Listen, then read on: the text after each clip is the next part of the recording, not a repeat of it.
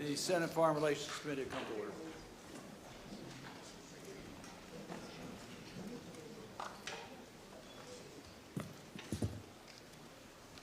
Secretary Blinken, welcome. We very much appreciate your being with us today and back in the committee room that you're very familiar with. And we thank you for your extraordinary effort on behalf of the United States. We know that you have been doing a lot of traveling, a lot of talking, promoting American diplomacy based on our values, and we thank you very much for all of your service. And we look forward to this hearing every year as we go over particularly the FY25 budget. I often speak about the importance of adhering to our values in our foreign policy. That's because I believe our values are at the core of American power and key to achieving our foreign policy goals. This country was founded on a unique basis, in the words of our Declaration of Independence, that all men are created equal, that they are endowed by their Creator with certain unalienable rights. And for 2.5 centuries, we have sought to live up to these ideals at home and abroad. I think there would be bipartisan agreement that we do not always succeed, but our aspirations matter. Knowing where our North Star is matters. I think we often find a common ground on how values and principles add strength to hard security decisions. But there are others that view the world strictly based on survival of the fittest worldview. They say rules are for suckers, and ask the question, what are we getting from this? Or worse, what do I get from this? This approach not only sees foreign policy as transactional, it also says nations only get what they want by military force or corrupt dealings. But to not adhere to American values and foreign policy decisions is making a major strategic mistake. To be true to our founding principles, we need to support those people trying to defend human rights, those rights endowed to us by our Creator.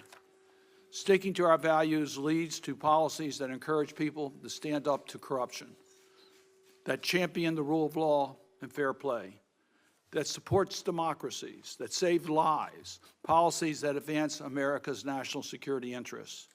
These issues should inform the way the United States engages with the other countries of the world. That is why the Leahy Law, advocated by our former colleague from Vermont, are so important to security cooperation in our foreign policies. Is why I'm proud that Congress has enacted and the executive branch has implemented the Global Magnitsky Human Rights Accountability Act, as well as the recent enactment of the Combating Global Corruption. The Department has at times opposed values-driven human rights proposals when they surface in Congress. We recognize there is a little competition between the executive branch and the legislative branch, but I think we all agree that we're stronger when we work together. And when we can coordinate our activities and work in unity, it's a lot better for our nation. And I think your training here as the staff director of this committee has served you very well, because I applaud your efforts to try to coordinate as strong as we can the actions of the legislative and executive branch in the best interest of our nation. Secretary Blinken, right now we face many serious world crises. Some of these conflicts are in the headlines: the war in Ukraine, the Hamas attack on Israel, the humanitarian situation in Gaza.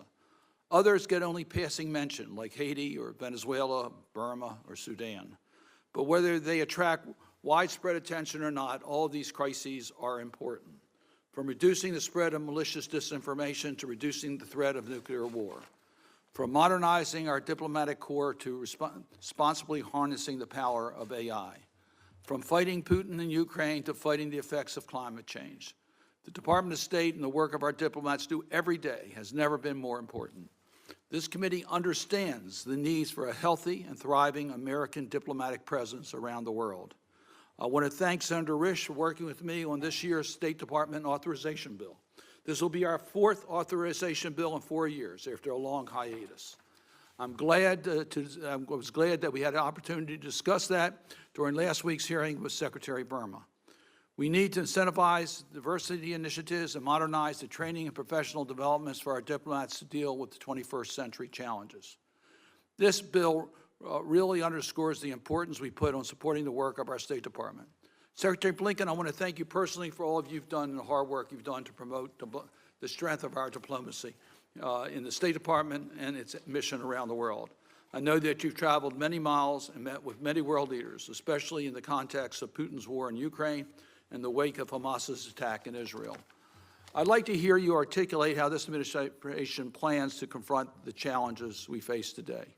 Because despite everything that's happening, and the best efforts of our colleagues on the Appropriations Committee, our foreign aid budgets have been shrinking. What effect do you think this has had on your ability to advance American priorities, defend American interests, and project American values? What kind of trade-offs have you had to make as the State Department because of the shrinking budgets? That is the purpose of this hearing, to discuss the President's FY25 budget, and I look forward to that discussion. And with that, let me first recognize our very distinguished ranking member, Senator Risch. Mr. Chairman, thank you very much for those remarks. Let me say that it appears we're at the start of a new era in global affairs, one marked by growing instability, increasing competition, and fraying economic relationships. This is a time for U.S. leadership and resolve. The President's annual budget, which is what we're talking about here today, shows his priorities, and there are a couple of areas in his budget request where we agree. But the request lacks seriousness, I believe, and shows an inability to make tough choices. First, the budget's biggest focus is on climate change. That focus doesn't help Ukraine or Israel, or help our allies compete against China. In fact, by rejecting low-carbon energy options, like natural gas, and pushing a green-only approach, the administration is doing more to enable China than outcompete it.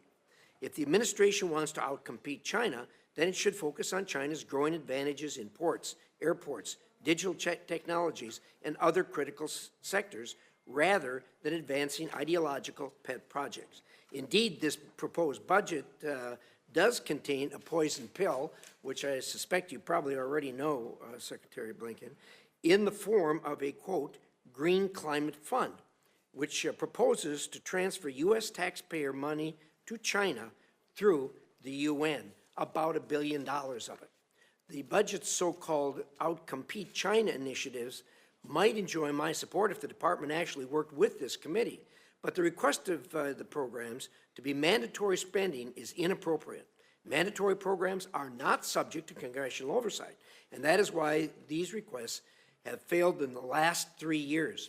In fact, I would argue the department has perfected the art of hiding information from Congress, which you and I talked about yesterday to some degree. In Israel, Ukraine, Ukraine, and China, in Congo, it is impossible to get honest and clear information from the department. Instead, the President prioritizes funds for non-transparent initiatives like the Partnership for Global Infrastructure, which focuses on climate and gender infrastructure. And the department's funds are steered not by the department, but by the White House, which is accountable to no one. On Iran, the administration's policy is fatally flawed. Outreach and accommodation have failed, and the lack of any serious strategy has come home to roost. Iran has doubled down on its support for terrorists and flooded Russia with drones and missiles. The Red Sea remains contested and dangerous, and the U.S. Navy has spent $1 billion on missiles to defend vessels from Houthi attacks. Iran's unprecedented attack against Israel shows Iran doubts this administration's resolve to punish its behavior. I'm proud this committee passed the most significant Iran sanctions legislation we've seen in years. The Ended Act, the SHIP Act, Massa Act, and legislation targeting Iranian drones are all law. Is the administration actually going to enforce them? Recent history suggests it won't. Rather than imposing costs on Iran, the administration is imposing costs on Israel. You must stop blaming Israel and let Israel remove Hamas from Gaza. That is the only way to move forward. In Europe, instability is growing and your budget request is tone deaf. Congress has asked for a Ukraine strategy, which I suspect will never be delivered. If you were serious, funds for Ukraine would be in the base budget. Instead, urging to continue support through long-term policy with short-term emergency packages isn't appropriate. In Haiti, I remain concerned, what you and I talked about yesterday again. In Haiti, I remain concerned about the logistics, feasibility, and cost of the proposed multinational security support mission. Prior international interventions over a long period of time in Haiti have been dismal failures. leaving the Haitian people worse off than before. We can't use U.S. taxpayer dollars to support an open-ended, poorly conceived mission in a country plagued by extreme gang violence and political instability without some kind of assurances that things are going to be different this time. In Africa, we've had coups in 7 countries in the last 3 years. Our people continue to get kicked out of countries there. In the worst instance, we are witnessing a devastating conflict in Sudan. Humanitarian needs are overwhelming, and severe food and medicine shortages are causing near-famine conditions. Yet it took 10 months to appoint a special envoy. Even then, the appointment is for 180 days, and support for the office remains insufficient. And our partners have highlighted a lack of U.S. engagement and leadership at meetings on Sudan. Mr. Secretary, during our first conversation, after your confirmation, we discussed the need for a coordination and assistance framework to help the United States get ahead of the next pandemic. So I introduced legislation that you and the White House supported, for which I am appreciative. Despite that, this budget undermines effective coordination of U.S. global health security. I also did not and will never agree to negotiations at the World Health Assembly that would trade away U.S. intellectual property rights and give a deeply flawed World Health Organization enhanced authority and resources. These are challenging times for the United States and the world, but our policies across the board are not helping us. We need to do better. Thank you, Mr. Chairman. Thank you, Senator Risch. Appreciate your comments. Our witness today is Anthony Blinken, the 71st U.S. Secretary of State. He was nominated by President Biden, or confirmed by the United States Senate, and has been our Secretary of State since January 27th, 2021. Over 3 decades and 3 presidential administrations, Mr. Blinken has helped shape U.S. foreign policy to ensure it protects U.S. interests and delivers results for the American people. He served as Deputy Secretary of State for President Obama from 2015 to 2017, and before that as President Obama's Principal Deputy National Security Advisor. In that role, Mr. Blinken chaired the Interagency Deputies Committee, the main forum for hammering out the administration's foreign policy. During the first term of the Obama administration, Mr. Blinken was National Security Advisor to then Vice President Joe Biden. But perhaps the most impressive part of his background, by far, is the fact that he served 6-year stint as the Democratic Staff Director to the United States Senate Foreign Relations Committee. Then Senator Biden was chair of that committee from 2001 to 2003, and again from 2007 to 2009. 2007 was my first year in the United States Senate, and I was appointed to this committee, in which then Staff Director Blinken was extremely helpful to this freshman member of the United States Senate, and I'm forever grateful for his help during those transition years. Secretary Blinken, your entire statement will be made part of our record without objection. You may proceed as you wish, and we look forward to a robust discussion. Well, Mr. Chairman, thank you very much. To you, Ranking Member Risch, all the members of the committee, it's always good to be back before this committee, and as you said, I was on the other side of the dais, behind where you are, for 6 years. So I always appreciate the opportunity to be back here among colleagues. And thank you for the opportunity to testify today. More importantly, thank you for the partnership that I think we've been able to manifest together to advance American leadership in the world that is so essential for delivering on the priorities that matter to the people we represent. The need for U.S. global leadership and for cooperation with allies and partners has never been greater. The People's Republic of China is pursuing military... was 6 years old when Israelis killed her. His brother was 6 years old. Blinken, you will be remembered as the butcher of Gaza. You will be remembered for murdering innocent Palestinians.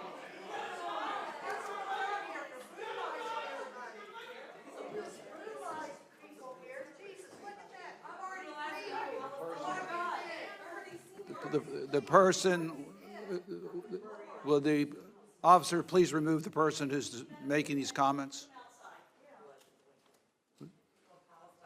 If anyone who's speaking, will please be removed.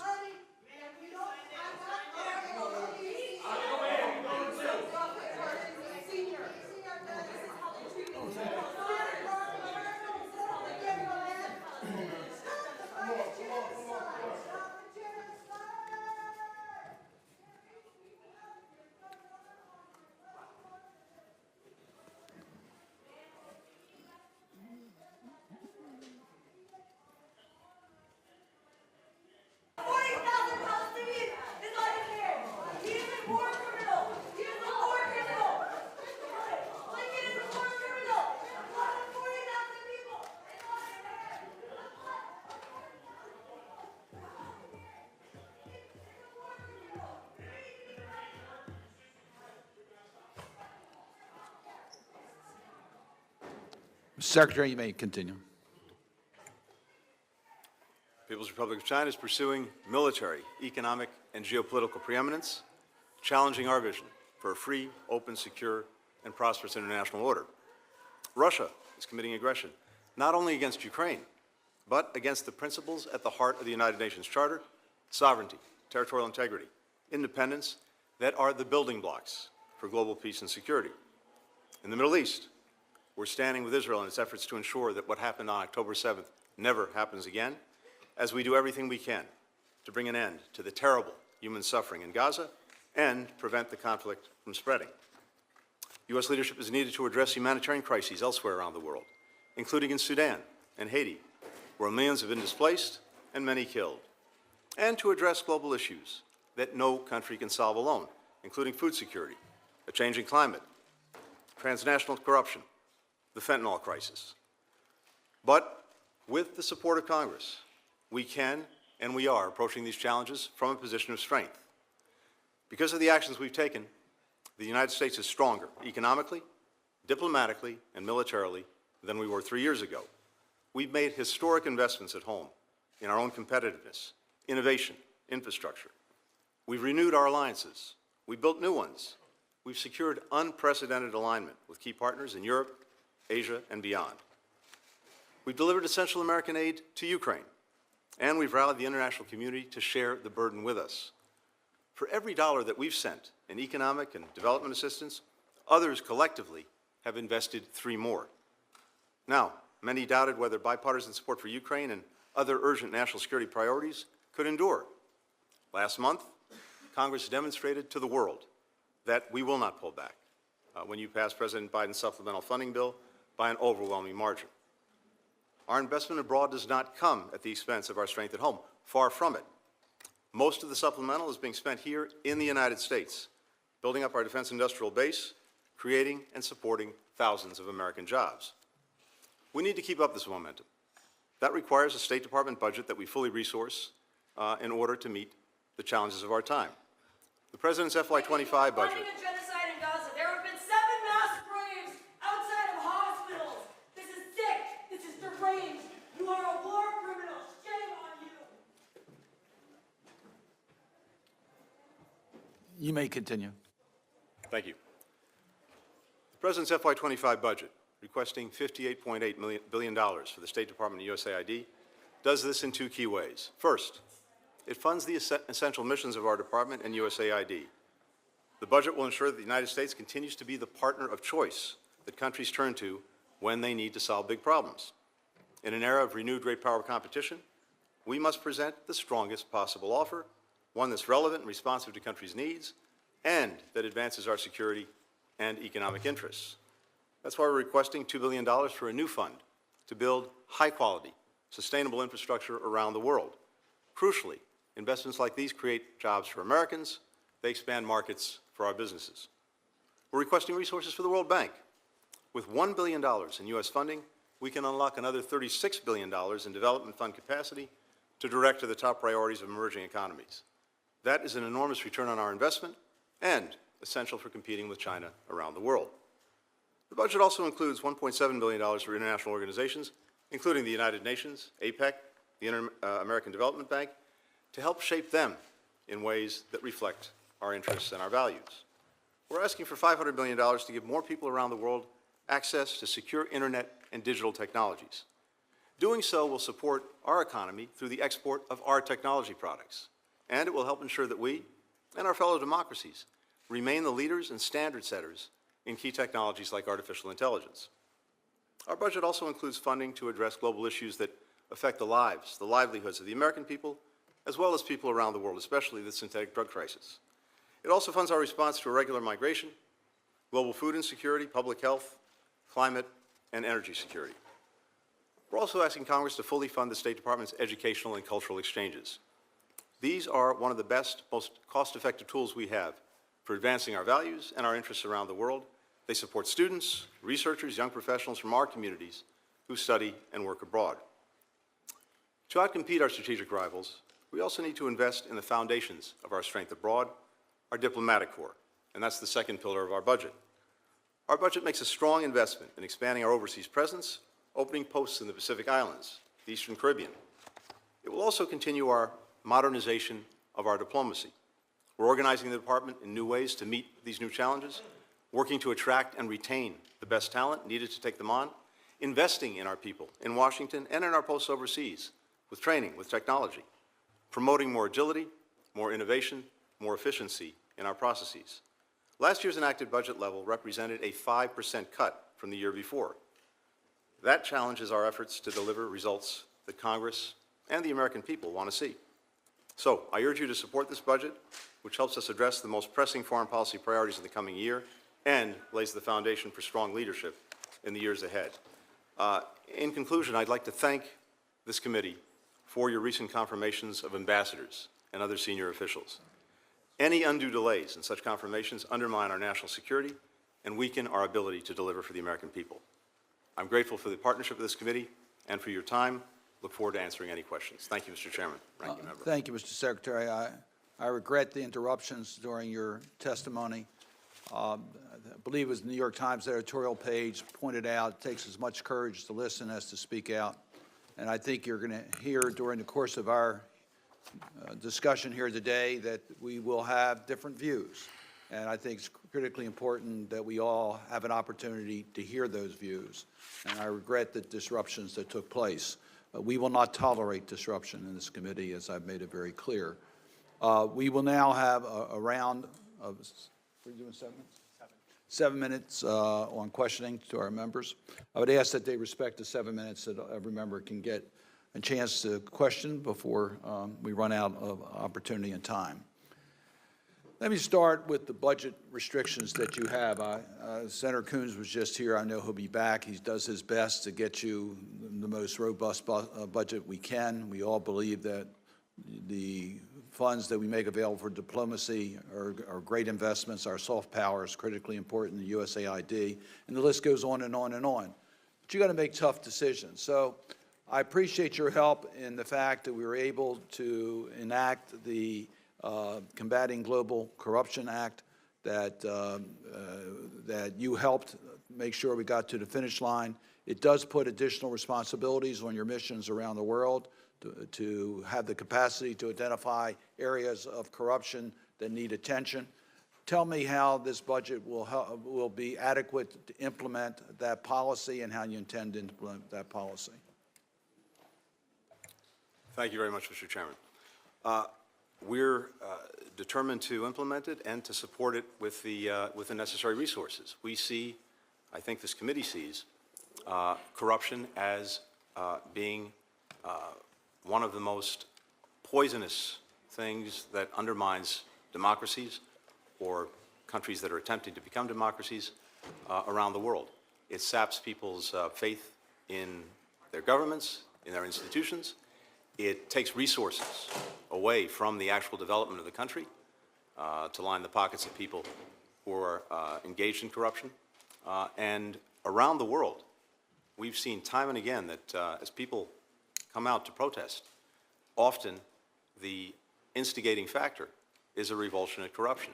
So our ability to be able, with other countries, to help identify it, to root it out, but also to help countries develop the institutions and the processes necessary to guard against corruption in their institutions, in their governance, we think is a critical aspect of defending and promoting and strengthening democracy.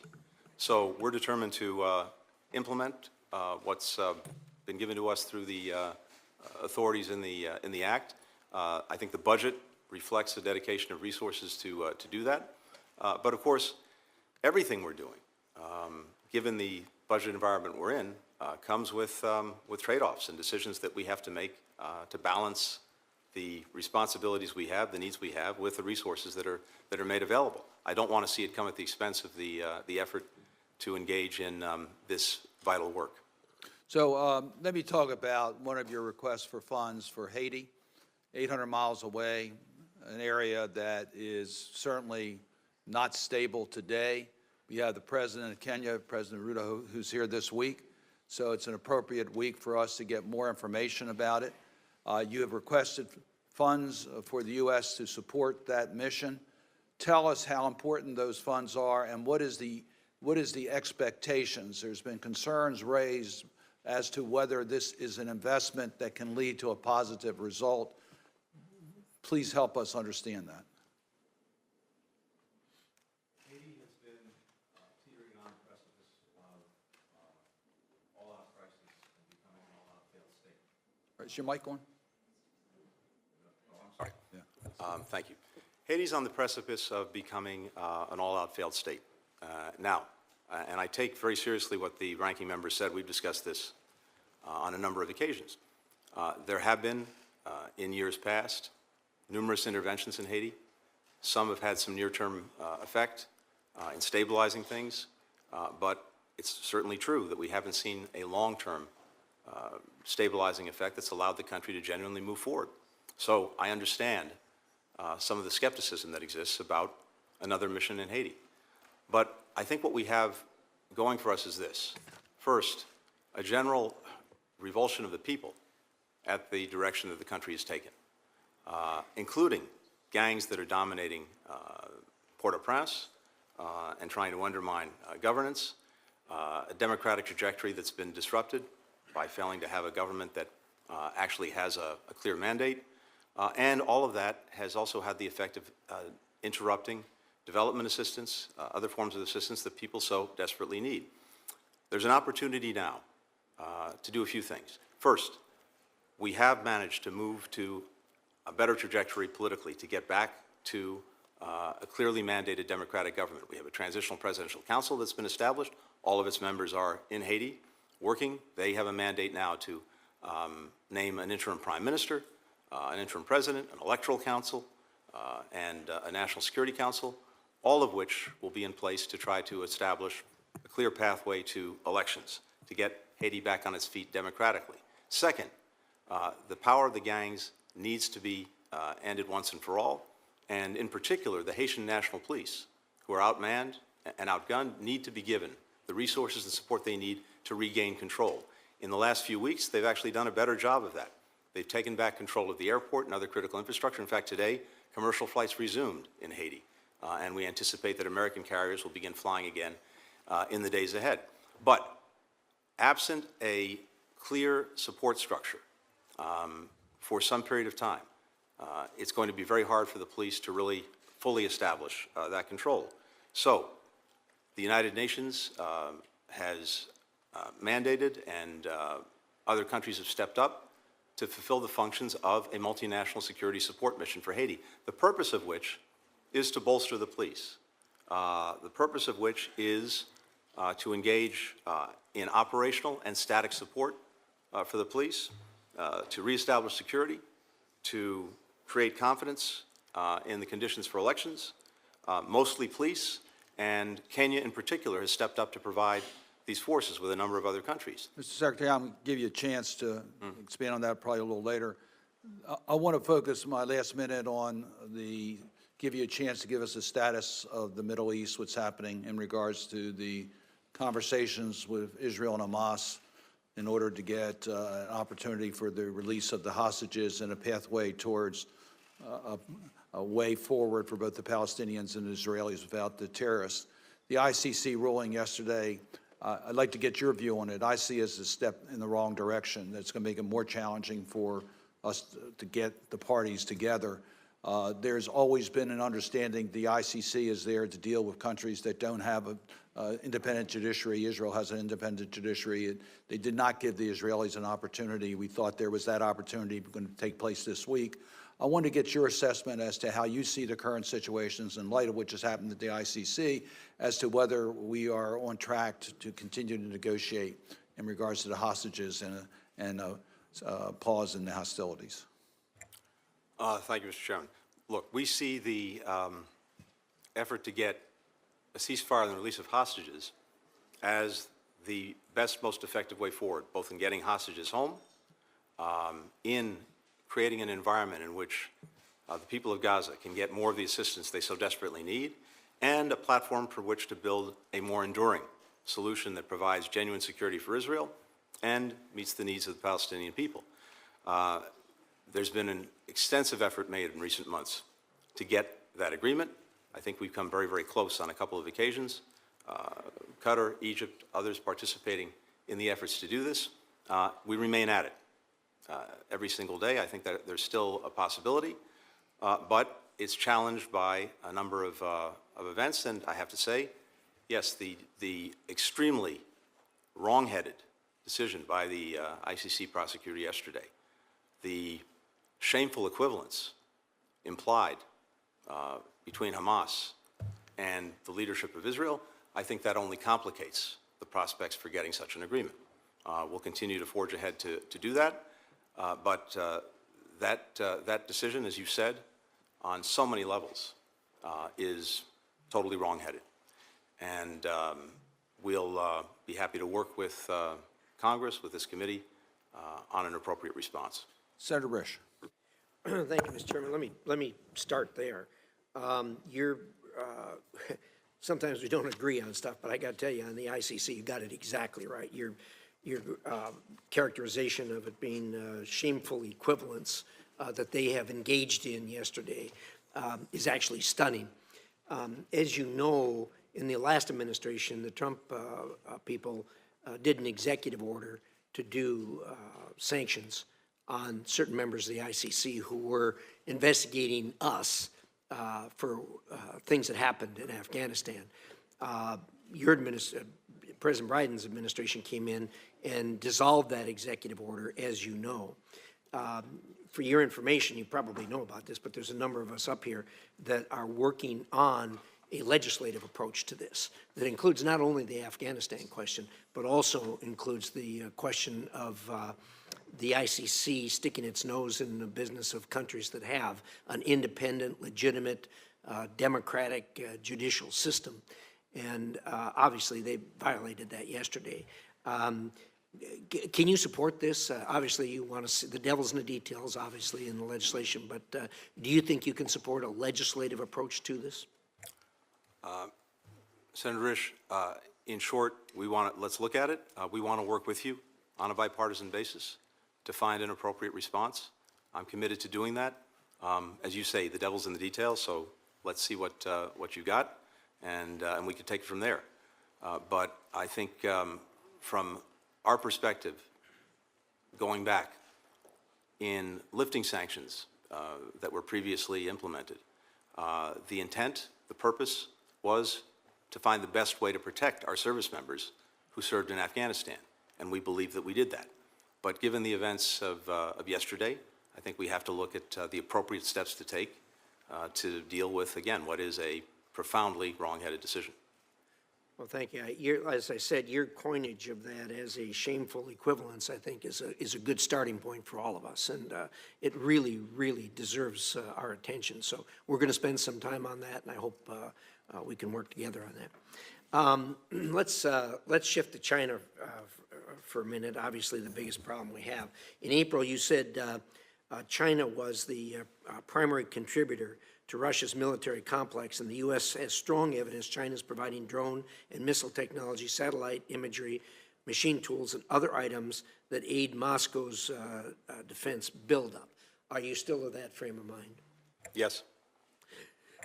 In that regard, what plans do you have for this? Help me out here. Where are we headed with this? I think you got it right. What do we do about it? So two things. First, just to be very clear what we're talking about. We have not seen China provide actual weapons to Russia for use in Ukraine. North Korea is doing that. Iran is doing that. China is not. What we are seeing is China provide overwhelming support to Russia's defense industrial base. 70% of the machine tools that Russia's importing are coming from China. 90% of the microelectronics that Russia's importing coming from China. And a lot of that goes to building up the defense industrial base. And we've seen as a result, Russia churning out tanks, artillery, ammunition at a record pace. So, two things. We have, first of all, identified this and called this out, the information to allies and partners. And it's very clear that, particularly for the Europeans, who see in Russia's aggression against Ukraine a larger threat to their own security, because if it doesn't stop at Ukraine, it is very much likely to continue elsewhere in Europe. You can't have China, on the one hand, professing to seek better relations with countries in Europe, while on the other hand, fueling the greatest security threat to Europe since the end of the Cold War. And in my conversations with European leaders, as we shared this information with them, it's clear that that's exactly the way they see it, and I am confident they're engaging China on that basis. What we've done and what we need to continue to do. One is we've already sanctioned more than 100 Chinese entities that we've identified that were engaged in providing dual-use products, other things that are on sanctions lists. We will continue to do that. And we're working to coordinate our efforts with European and other partners who are also aggrieved, in fact, in many ways, even more aggrieved by this practice because it's a direct threat to them. Well, thank you. When you're sitting across the table from the Chinese and you call them out on this, what do they say? Mind your own business? What's their position on this? Oh, their position is that they're engaged in perfectly normal legal trade. Yeah. Well, and that brings me to something else that we know that they're lusting over in a perfectly legal manner, and that is they want to be involved in the peace process for Ukraine, and we all know why. They're going to descend like locusts in a plague on Ukraine when this is over with, and it's going to be over with, and Ukraine's going to need a tremendous amount of rebuilding. They want to participate in that. Your thoughts on that? Well, if that's their intent, I don't think they're doing themselves any favor by helping to feed the Russian war machine. And I don't think that will be looked kindly upon by Ukrainians when the day comes when there is peace and a strong sovereign Ukraine is fully engaged in rebuilding from what Russia's done to it. Have the Europeans expressed to you, as they have to a number of us, their concerns about a Chinese involvement in rebuilding Ukraine? I have to say that's not something that I think has come up that I recall in discussions, but I'm pretty confident that given the support that China is providing to Russia, it's not something that will be looked kindly upon by the Ukrainians themselves. In a few minutes I got left, I want to talk about my Repo Act. You know, we got a lot of pushback on that when it started, but amazingly, most everyone's come around, even our friends in Germany who originally said absolutely not, are now at least got one foot on board. The Belgians, of course, who have most of the assets, really have come up with some innovative ways to do this. What are you hearing on that? Well, first of all, I applaud you for what you did with that, for the leadership on that. It's made a big difference. Two things. Just today, the European Union has gone ahead and approved the use of the interest, profits from the sovereign assets that are in Europe for Ukraine. Now, it's a step, but it's an important step. And I don't disagree with that. When I met with them, they talked about the difference between the principal and interest. Yeah. And I guess I'm not a banker, but once an interest is earned, in my judgment, it becomes part of the principal. So I don't understand if they can use the principal or the interest where they can't use the principal. But aside from that, their view when I talked to them was they can use the interest for a long, long time. It's fine. Yep. It's there forever. It's fine. And now the EU, whatever the solution, I'm all in. So the EU's done that. But to your point, Senator, I think there are other possibilities that we're driving toward, including looking at ways to collateralize the principal. Yeah. And to use that as the basis for a loan, for a bond that would generate a lot more resources for Ukraine up front. Very good. My time's up. Thank you, Mr. Chairman. Senator Murphy. Thank you very much, Mr. Chairman. Mr. Secretary, thank you for being here before this committee. Thank you for your continued willingness to be in an open dialogue with the Senate and Senate Foreign Relations Committee on these important matters. Press reports suggest that the United States and Saudi Arabia are close to finalizing the bilateral elements of a regional security deal. The Saudis themselves called the existing draft semi-final. So I wanted to ask you a couple questions about the status of these talks to the extent that you can tell us. The first is this. It seems as if the administration has really put their foot on the accelerator to try to get the U.S.-Saudi elements of this agreement wrapped up. But our committee's understanding has always been that this would be in the context of an agreement that included Israel and critically would include real commitments for a Palestinian state. Unfortunately and regrettably, right now, there's not seem to be the willingness or the room inside the Israeli politic to make those commitments. And so my first question is, why the rush to get a deal done with Saudi Arabia when we don't even know the shape of the commitments that Israel may ever be willing to make? And two, why do we have confidence that Saudi Arabia would ever live up to the commitments that it is making? In the national security world, a mutual defense or a security treaty is a sacred trust. This is a country that 4 years ago chopped to pieces an American resident journalist.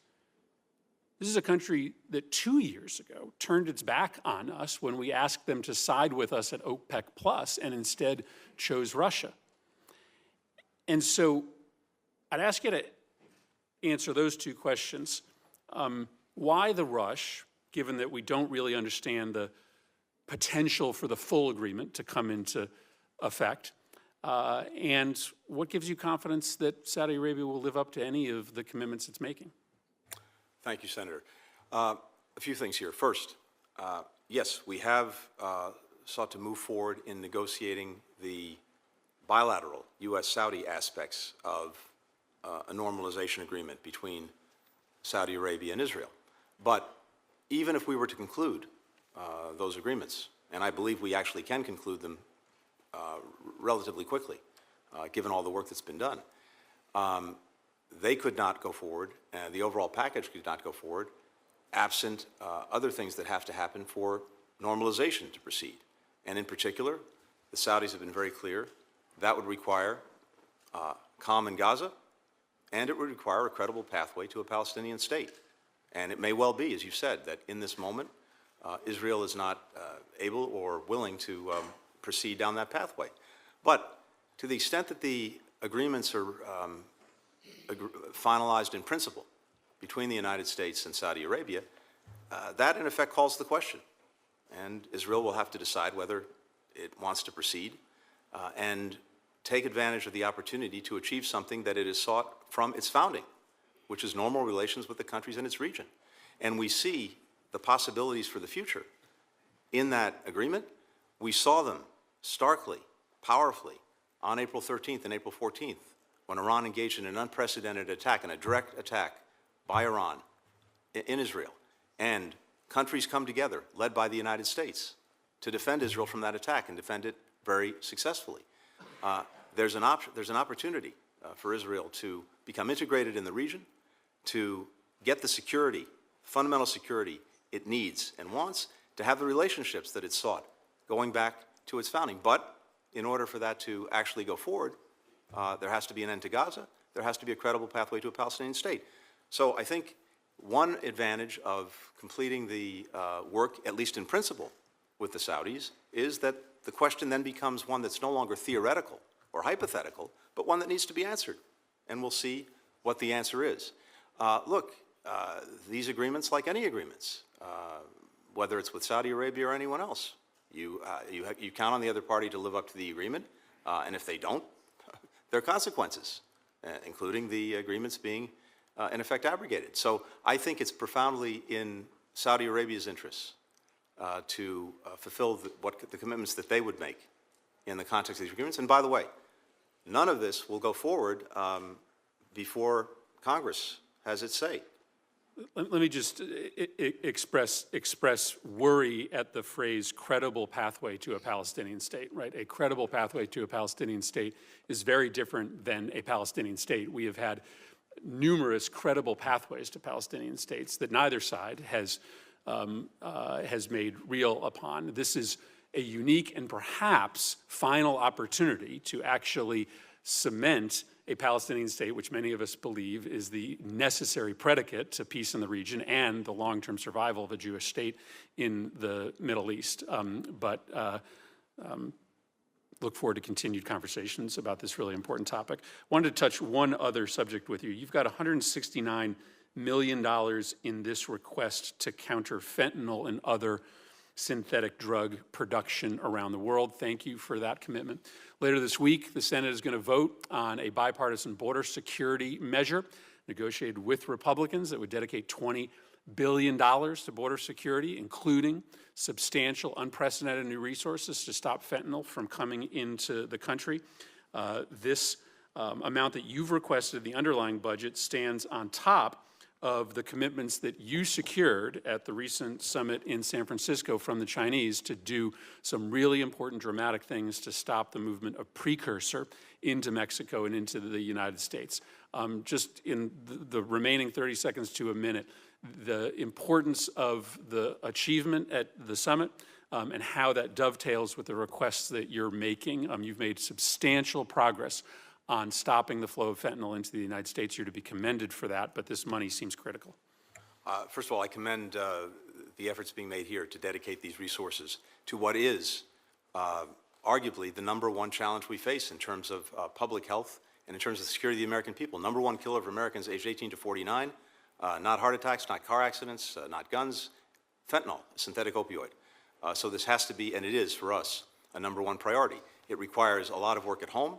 It also requires a lot of work around the world, given the global nature of the threat. And China moved ahead in publishing new regulations, in cracking down on some of the companies that were engaged in producing and then transferring the precursors, the ingredients that go into making fentanyl, as well as to establishing a working group with us so that we could track this. Now, when I was just there a few weeks ago, I made the case that while this was a good start and important, more needs to happen in order for it to be truly effective in reducing the flows that are coming to Mexico, the precursors, and then synthesized into fentanyl and coming into the United States, including very public enforcements of the law with prosecutions and convictions, including scheduling some precursors that China has agreed to schedule but has not yet done to make it their use more restrictive, and also going at the financial networks where we've seen connections between some Chinese entities and criminal cartels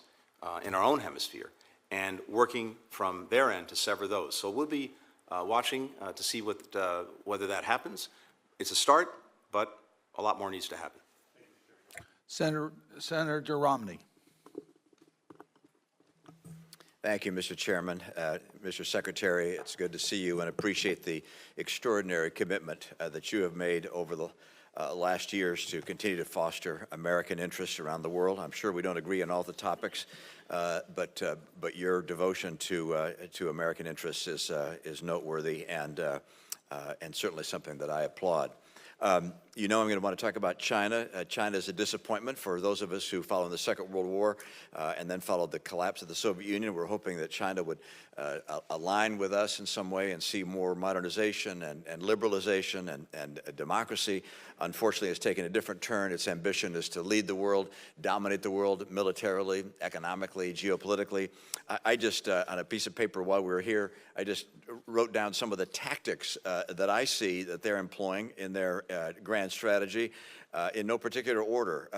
Monopolizing key industries, with TikTok being able to gather information about Americans, Confucius Institutes to be able to promote their policies in our campuses, inserting themselves through cyber systems in our critical infrastructure, buying ports around the world so that they can foster their naval commitments or naval ambition, putting in place graduate students in our universities, particularly in STEM subjects, to be able to steal technology, the 1,000 Scholars Program to do the same, inserting themselves into leadership positions in international organizations, purchasing farmland around our military installations, selling drones, Chinese drones to our police forces, spy cranes in the seaport we heard about more recently, monopolizing key raw materials around the world, stealing technology from our companies, spreading dissension in the U.S. and through the West. I mean, it's an extraordinary list, and it goes on and on and on. That is why the former chairman and I of this committee proposed and actually got signed into law a commitment to put together a group of people, Republican, Democrat, inside government, outside government, to develop a comprehensive strategy to deal with China's ambition. Part of this legislation said that by last July, the administration would be required to submit to Congress in a classified form and with an unclassified summary the results of this strategic development. Now, I've been offered the chance to review in camera what has been prepared. I've tried to schedule that, and that has not been responded to by the department. But does the State Department intend to submit to the law as signed by the President to actually put in place and to submit to Congress the strategy in a classified form?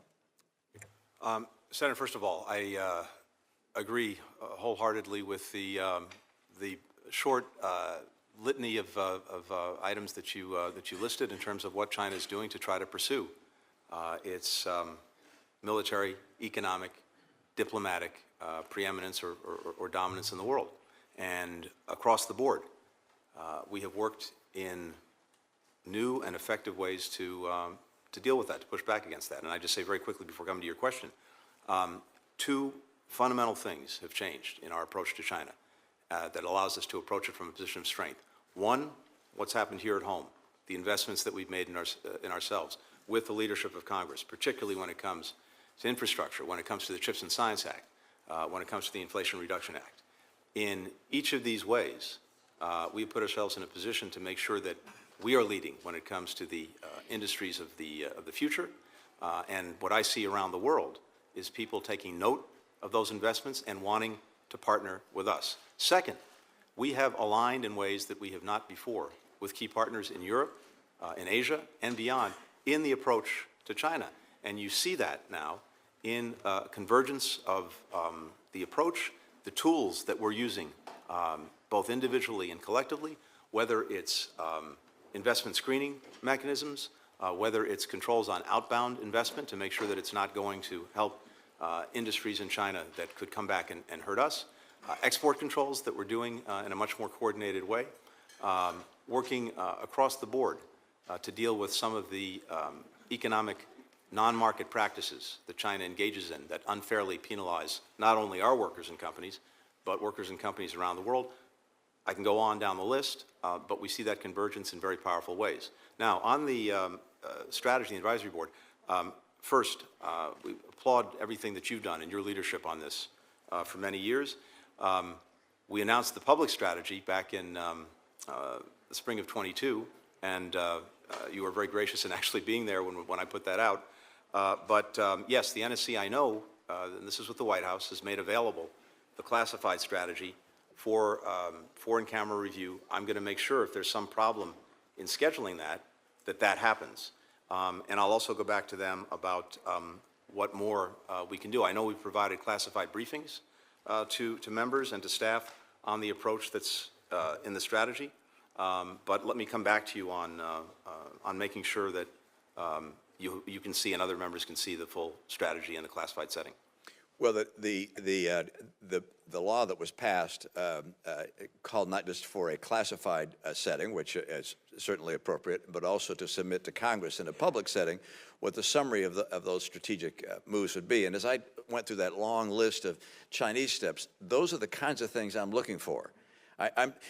To say, look, our strategy is invest and align and compete sounds great. That may be an objective, but the tactical steps of what we're going to do country by country, industry by industry, port by port, spyware by spyware, et cetera, that's the kind of detail that really creates a comprehensive strategy that can be effective. And I guess I'm concerned that as we go potentially from one administration to the next, whether that's in 1 year or in 5 years, that we have a strategy that lasts.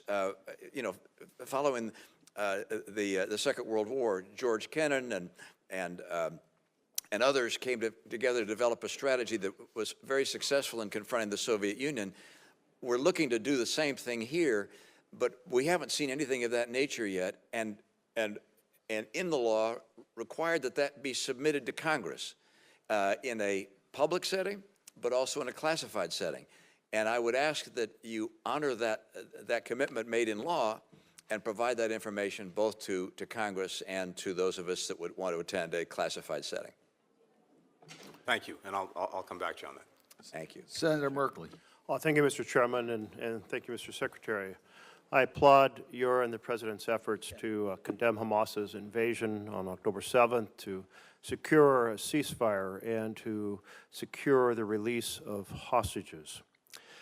President Biden has also recognized, however, that the campaign carried out by the Netanyahu government in Gaza has included what the President's called indiscriminate bombing, resulted in a massive number of civilian casualties. The NSM 20 report concluded, and I quote, "Given Israel's significant reliance on U.S.-made defense articles, it's reasonable to assess that Israel has used U.S.-provided weapons in instances inconsistent with international humanitarian law." Given this assessment, why did the State Department conclude that Israel's assurances that it was not using weapons in a manner inconsistent with international law are in fact credible and reliable? Thank you, Senator. We've said two things from day one since October 7th. One, that Israel not only has the right, it has the obligation to defend itself and to try to make sure that October 7th never happens again. The United States is committed to doing everything we can to support it in those efforts. We've also said that the way Israel does it matters, particularly with regard to civilian protection in Gaza and the provision of humanitarian assistance to Gazans who need it. And we have been working every single day since then, not only to provide Israel with what it needs, but also to do our best to help see that Palestinians get what they need in Gaza. And we see the horrific suffering of children, women, and men who've been caught in a crossfire of Hamas's making for 8 months now. And we are working every day to try to alleviate that. When it comes to the NSM and the use of our weapons, here's what the report said. It said exactly as you quoted. Given the totality of the damage that's been done, and given the fact that we are a major provider of weapons to Israel, it is reasonable to assess that in some instances, Israel has acted in ways that are not consistent with international humanitarian law. And indeed, we are investigating a number of instances, some of which are alluded to in the report, others that are not, to make those determinations. Israel itself is investigating hundreds of incidents to make its own determinations.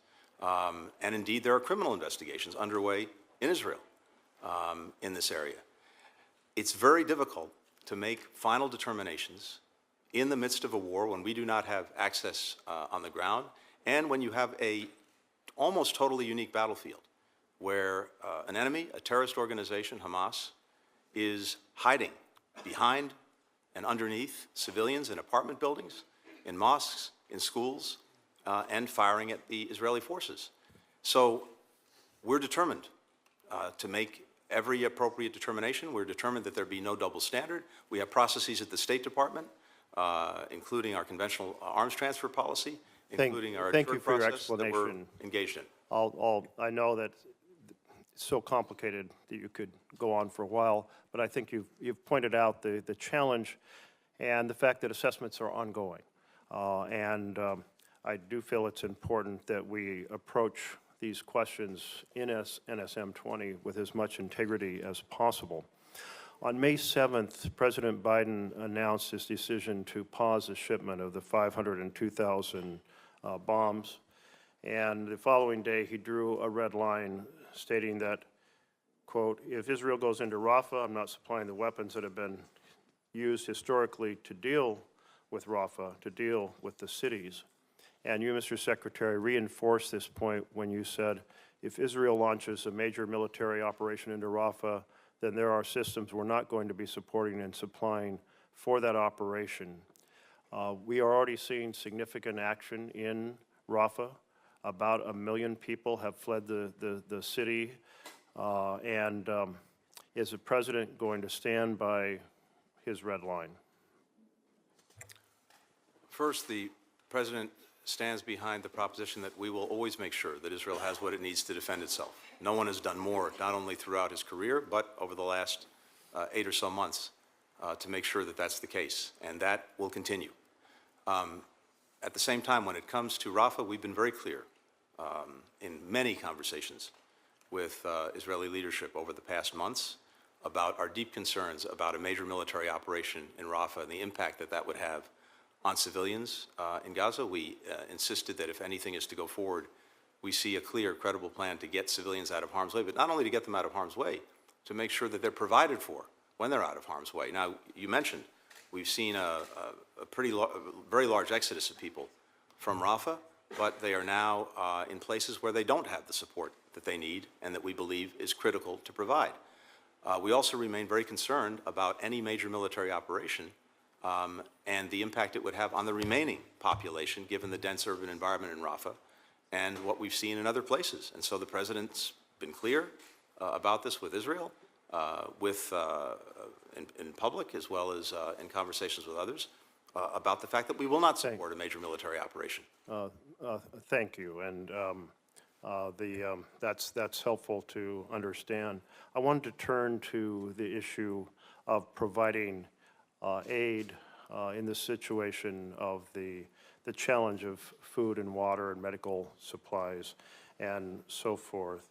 The NSM 20 report noted that action and inaction by Israel contributed significantly to a lack of sustained and predictable delivery of needed assistance at scale, and that the level reaching Palestinian civilians remains insufficient. Insufficient is a very polite way, given that we now have what Cindy McCain has described as full-blown famine in the north, and we're all very aware of the highly stressed conditions in the south as well. As a result of the restrictions that Israel has had in place, we have been urging them, you all have been urging them, and I applaud that, to open more gates, to have a more systematic inspection process so far more trucks per day can get in, to make sure that once the trucks are through the gate, that they can actually get to the warehouses without being attacked or so forth. You've also supported air deliveries by ourselves and by other nations. You've also built a dock. All these things are in response to the restriction of aid. And thus, I was somewhat puzzled that the report concludes we do not assess that the Israeli government is prohibiting or otherwise restricting the transport and delivery of U.S. humanitarian assistance, because it seems like all those actions we're taking, the urging of Israel to do more, and all the other air delivery and docks and so forth are all a response to the restrictions preventing sufficient aid to get in and creating famine conditions affecting a couple million people. If you could respond briefly. Yes. First, Senator, there is no doubt that the people of Gaza, children, women, men, are experiencing an acute humanitarian crisis. And food, water, medicine, shelter, all of these things are in severe short supply. And we've been working every single day as well since October 7th to try to make sure that they could get what they need. And we have impressed upon Israel time and again the imperative of really bringing a determined focus to this, not making it an afterthought in the conduct of the war against Hamas, but an absolute priority. They've taken steps over these many months to open access points, going back to October, to have aid go in, but it has not been sufficient by far to meet the need. We saw much more significant progress over the last month or 6 weeks, particularly in the wake of a phone call between President Biden and Prime Minister Netanyahu in early April, where we saw more access points opening. We saw a land route from Jordan being activated. We saw openings in the north, which was critical because aid to North Gaza was particularly deficient. That's improved. But now we've seen, unfortunately, the reverse. Because of the actions in and around Rafah, we see the critical transit points in the south, Rafah Gate itself, as well as Kerem Shalom, until recently being stopped or disrupted, so that the situation in the south now risks being even more egregious. But the restrictions that have been in place, in some cases, it's because of concerns about dual-use items and making sure that Israel could see and verify what was going in, given the history of dual use. In some instances, it's because of the war conditions that make it incredibly difficult. But there are also things that Israel can, should, and must do to further facilitate the distribution of aid, including much more effective deconfliction with those who are providing it. So convoys that are bringing the aid in can go about their work safely and securely. That remains insufficient. Senator Paul. Secretary Blinken, on your recent trip to China, news reports came back and said that you reserved your strongest language for China and its dealings with Russia, castigating Beijing for allowing the war to continue in Ukraine. The report went on to describe the exchange as such a blatant dressing down in the Chinese capital. Do you think publicly scolding China will make it more or less likely that they continue selling dual-use parts to Russia? Senator, we've tried it both ways. We've had these conversations with China from some time in private, hoping to see a change. We haven't seen that, and it's important. I would argue Call them out. I would argue that we've only tried it one way. We've got the stick, and almost the majority of people who work for you, everybody wants to use the stick. Nobody's really considering that there's a carrot. So really, for the last, let's say, 5 years or more, your administration, the previous administration, not a lot different, really, that you put impediments to trade, you add sanctions, and then you scold them. And I mean, there is a school of philosophy or school of diplomacy that believes that public scolding, particularly in another country, can have the opposite effects, that actually you've either completely given up on this, nothing's working, so why don't we just read them the Riot Act? And that's kind of what it looked like. Yellen was also there recently, and she's described and told the Chinese government how it should run its economy, what sectors of its economy that they should or should not subsidize, and told them as well who they can conduct business with. And then she threatened to impose sanctions, you know, more or less likely to actually get them to do. I mean, I think it's a misunderstanding of diplomacy in general to think that you going and scolding the Chinese, Yellen going and scolding the Chinese, that somehow they're going to like go, oh my goodness, we've been wrong all along, and because they've yelled at us and treated us like school children, we're now going to change. I would think that the opposite might be true, that there might be a certain amount of child psychology to criticizing people, and that like a rebellious teenager, they actually might end up doing more. In addition to the threat of sanctions, in addition to the scolding, we now have the administration talking about more tariffs. So in June of 2019, then presidential candidate Joe Biden tweeted, "Trump doesn't get the basics. He thinks his tariffs are being paid for by China. Any freshman econ student would tell you that the American people are paying his tariffs." Remarkably accurate and true at that time, but now he's become jumping on the Trump train. But the thing about tariffs, regardless of who pays them, American consumers will pay for these. Tariffs are not good for the economic well-being of all Americans in general. But the question would become, when you add tariffs, so you're going to threaten sanctions, you're going to scold them, now you're going to add tariffs.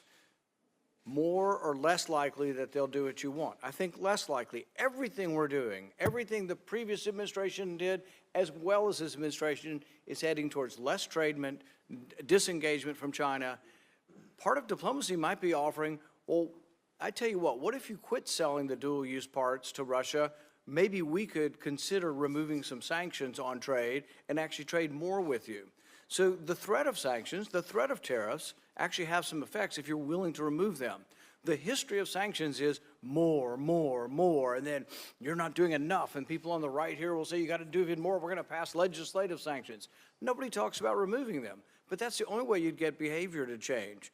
And so I really think that it's a fundamental misunderstanding sort of what's going on. The final point I would like to make, and I'll let you respond to this, is the Ukrainians still claim that victory includes the reclamation of all of its territory. Many NATO allies are beginning to question this. Czech President Peter Pavel, who once served as the chairman of NATO's military committee, recently stated that he believes it's naive to think that Ukraine will be able to regain the occupied territories from Russia. The commander-in-general of the Ukrainian army, until he was fired by Zelensky, had the same sort of comments. I think that it's not an unreasonable thing to believe that this war may well end in stalemate with people in place. Some say similar to the way Korea was. Nobody likes it, nobody wanted it, nobody agrees the Russians should be there, but they're there and they have a bigger army and more might than their neighbor. So if President Pavel is correct in his assessment that Ukraine's war aims are naive, one of the few negotiating items Ukraine possesses is a promise to remain a neutral country, not aligned militarily, yet you have repeatedly ruled out Ukraine remaining outside of NATO. If you take this off the table, you're taking off one of the things that actually is a negotiating item. My question to you is, are there any circumstances under which neutrality of Ukraine would be a negotiating item? Thank you, Senator. Let me try to respond to both questions. First, if you want to look at hectoring or haranguing, I would invite you to look at the website of the Chinese Foreign Ministry on a daily basis in terms of what they say about us. Second, I'm not going to apologize to anyone for standing up for American workers and American companies, because here's what we're dealing with. And by the way, of course, you're right, we always try. And as a diplomat, I always try to engage our partners or adversaries diplomatically, quietly, to see if we can get the result. If we don't, then we have to use every means at our disposal, including calling them out. Let me, if I may, please address the question. So on this, what we've seen and what we're seeing now, and this goes to the tariff question, is China very deliberately using overcapacity in critical sectors to export its way out of its current economic troubles, and to do that in a way that undercuts and indeed could gut our All own of that workers is and true, industries. but my question to you is there an offer ever that you would undo things Of in course. exchange for behavior? Of course, and that goes So with, you want to of course. argue tariffs are good and sanctions are good. Yeah. The offer would have to be to say to the government, quietly or otherwise, that we would be willing to go in the opposite direction. Of course. There's no public, I hear no public discussion, not from Congress and not from anyone in the administration. Senator, we would undo this if this. Senator, on their own terms, it's clear that if the conduct that we object to and that risks terrible damage to our workers, to our communities, to our companies, if they change that conduct, of course. Did you no more specifically tariffs. discuss not having tariffs or undoing sanctions in exchange for the Chinese to quit selling dual-use parts to Russia? In the context, sure, if their companies don't engage in that practice, we're not going to sanction I them. didn't hear any public statements of that. By definition, if they don't engage in the conduct that we object to, then we're not going to be using those tariffs or using those sanctions. But this sounds like me unfortunately, drawing this we've- out of you. It doesn't sound to me like this is the kind of diplomacy that's occurring. If you want it to occur, you have to have a little different conception of you've got the stick. The whole problem with diplomacy in this country, not just your administration, but the previous, is all you see is the stick, all you see is more sanctions. And if I ask you to tell me what has China done to change its behavior based on your sanctions, to change their behavior for the better, I would say you can't come up with anything China's doing. Everything seems to be the wrong direction. That's your interpretation. Everything's the wrong direction. No, we've actually so the seen- sanctions really are not having a value unless you want to negotiate removing sanctions to get better behavior. Senator Van Hollen.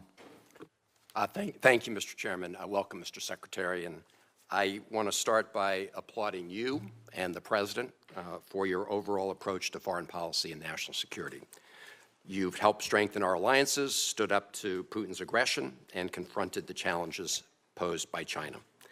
And the President was right, absolutely right, to travel to Israel in the immediate aftermath of the horrific Hamas terror attacks of October 7th to express our solidarity in word and in deed.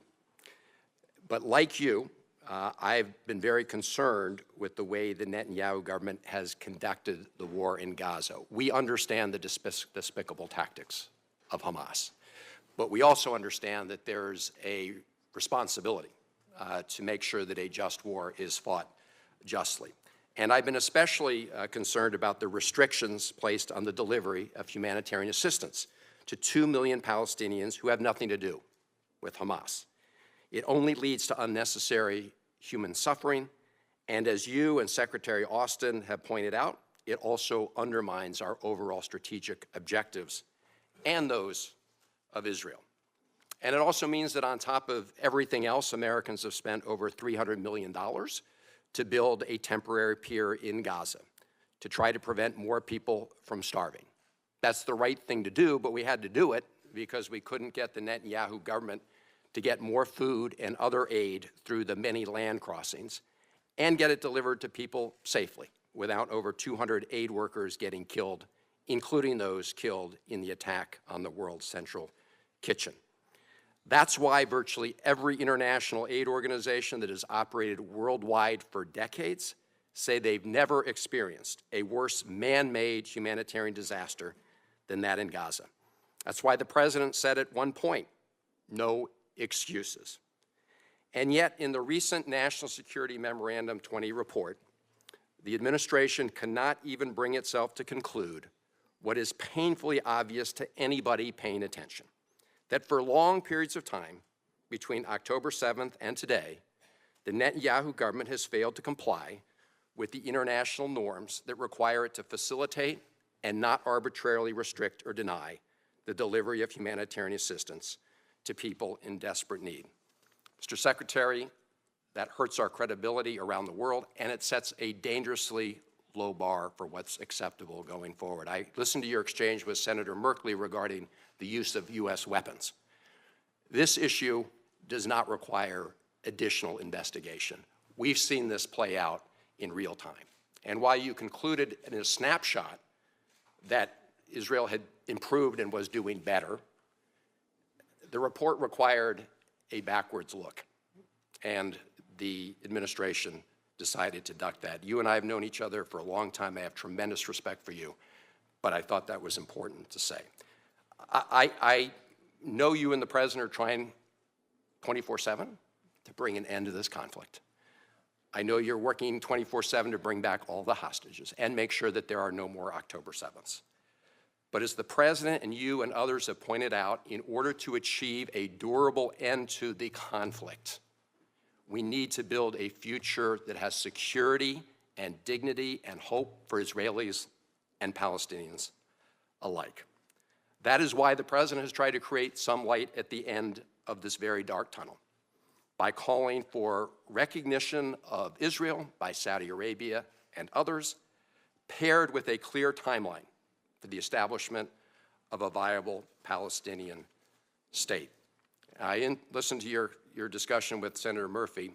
I've lost count, Mr. Secretary, of exactly how many times you've actually traveled to Israel and the region. My staff tells me it's about 7, is that right? So you, the National Security Advisor, Secretary of Defense, 2 aircraft carrier deployments, billions of dollars in military assistance, hundreds of millions to build a pier. Our very important work to intercept the Iranian missiles launched at Israel. So would you agree that it's in our national security interests to have a plan in place to achieve a two-state solution within a clearly defined period of time, paired with normalization of relations with countries like Saudi Arabia? Yes, I would. And I want to raise this because, for a long time, the U.S. policy has been in favor of two-state solution. I mean, formally announced during George W. Bush's administration, so over 2 decades. And despite the fact that we say those words, we have never addressed our policy to use our influence to make it happen. You would agree, would you not, that the continued expansion of illegal settlements and outposts in the West Bank makes it harder to achieve a two-state solution? I would. And yet, if you look at Prime Minister Netanyahu's extremist government, that, as you know, includes people like Smotrich and Ben-Gvir, since they came into power, and while the war in Gaza has been raging, we've witnessed the largest land seizures in the West Bank in decades.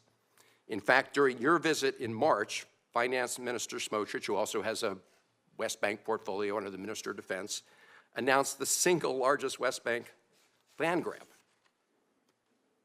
And the question is, what are we going to do if it conflicts with our national security interests to try to achieve a two-state solution? I applaud the actions taken with respect to individual extremist settlers, but they are just part of a movement largely empowered by this current government. I don't know if you had a chance, Mr. Secretary, to read the New York Times Magazine this weekend. Israel's extremist takeover by 2 veteran journalists, including an Israeli investigative reporter. I urge you to look at it.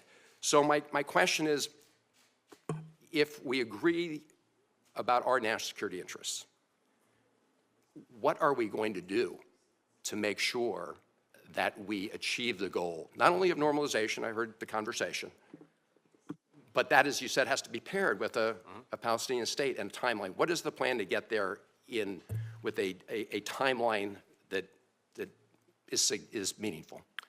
Well, thank you, Senator. And look, I agree with the assessment. And it's not only in our national security interest, which is my responsibility. It's also, in our judgment, as Israel's closest friend, in Israel's profound interest, because there really is a choice, and it's very hard to see it in the midst of this conflict, and certainly in the wake of October 7th. But the choice that's increasingly clear is a choice between a path that leads to Israel normalizing its relations with virtually all of its neighbors, something it's sought from its founding, to have countries that actually have its back when it comes to security and the primary threat that it faces, and many of us face, which is from Iran, and to be, again, genuinely integrated into the region, versus a continuation of the course that we're on and it's on, which is endless cycles of violence, destruction, death, and insecurity. But to move down that first path, it requires not only the willingness of the countries in question to normalize relations, but it also requires that there be finally a resolution to the Palestinian question, the realization of a state. That is clearly what these countries need to see and want to see in order for this to happen. And that's one of the things that we've been working on. The bottom line is this. You've got 5 million Palestinians between the West Bank and Gaza. You've got about 7 million Israeli Jews.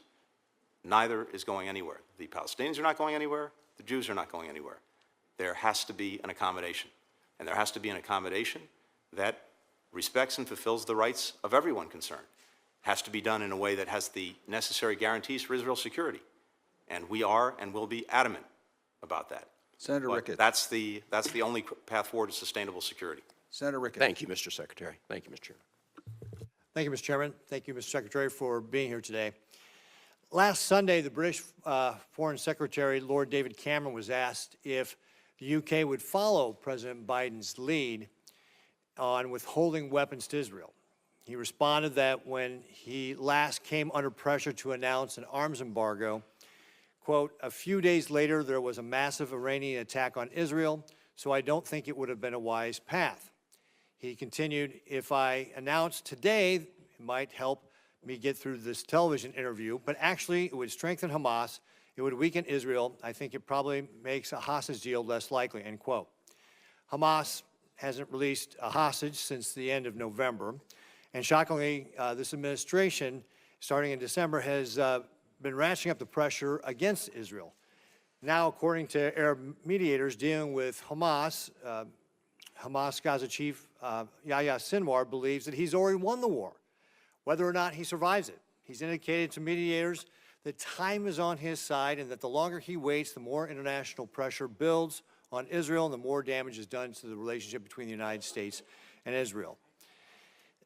Secretary Blinken, please explain why a bunch of 20-somethings on liberal college campuses are right, and the administration thinks they're right by pursuing this policy, and Lord Cameron, who is the foreign minister of one of our closest allies, is wrong when he says that blocking weapons to Israel would strengthen Hamas's hand.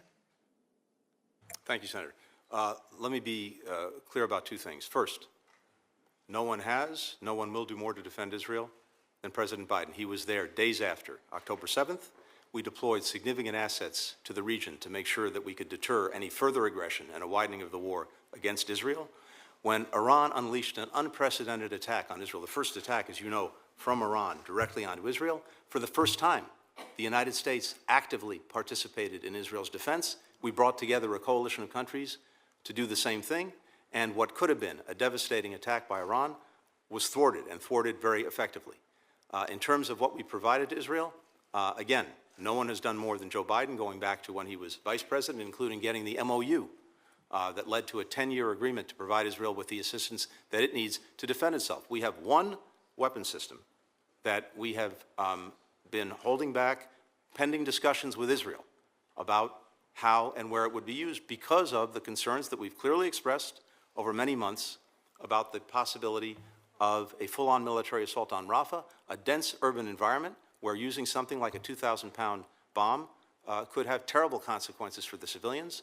This is something that needed to be discussed. It's deeply unfortunate that that discussion leaked to the press when it was a private discussion between us and Israel. It did, and when the President was asked about it, he responded forthrightly. But there's no final decision, and it remains subject to discussion. But when it comes to making sure that Israel has everything it needs to defend itself, no one has. No one will do more than President Biden. So you agree with Lord Cameron's assessment, though, that you're strengthening Hamas's hand by having this leak get out?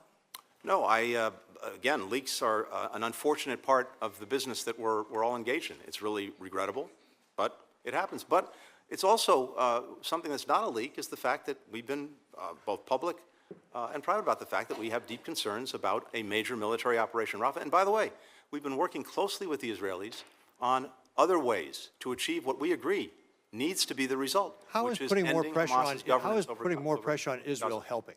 How is that helping them win this conflict against what you described yourself as a terrorist organization and an enemy? Not a question of putting pressure on them. It's a question when your close friend is going down a path that you think may be counter to its interests and potentially our own as well, then, of course, we have conversations with them. That's what we're supposed to do.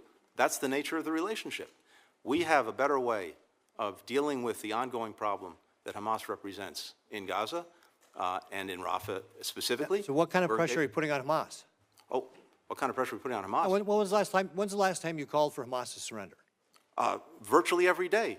Virtually every day Yes, you called for virtually Hamas. every day. I have said, Senator, that the single quickest way to end this is for Hamas to surrender, to give up its weapons, to release the hostages, to stop hiding behind civilians. I've said that from day one, and I continue to say it. And I agree with you.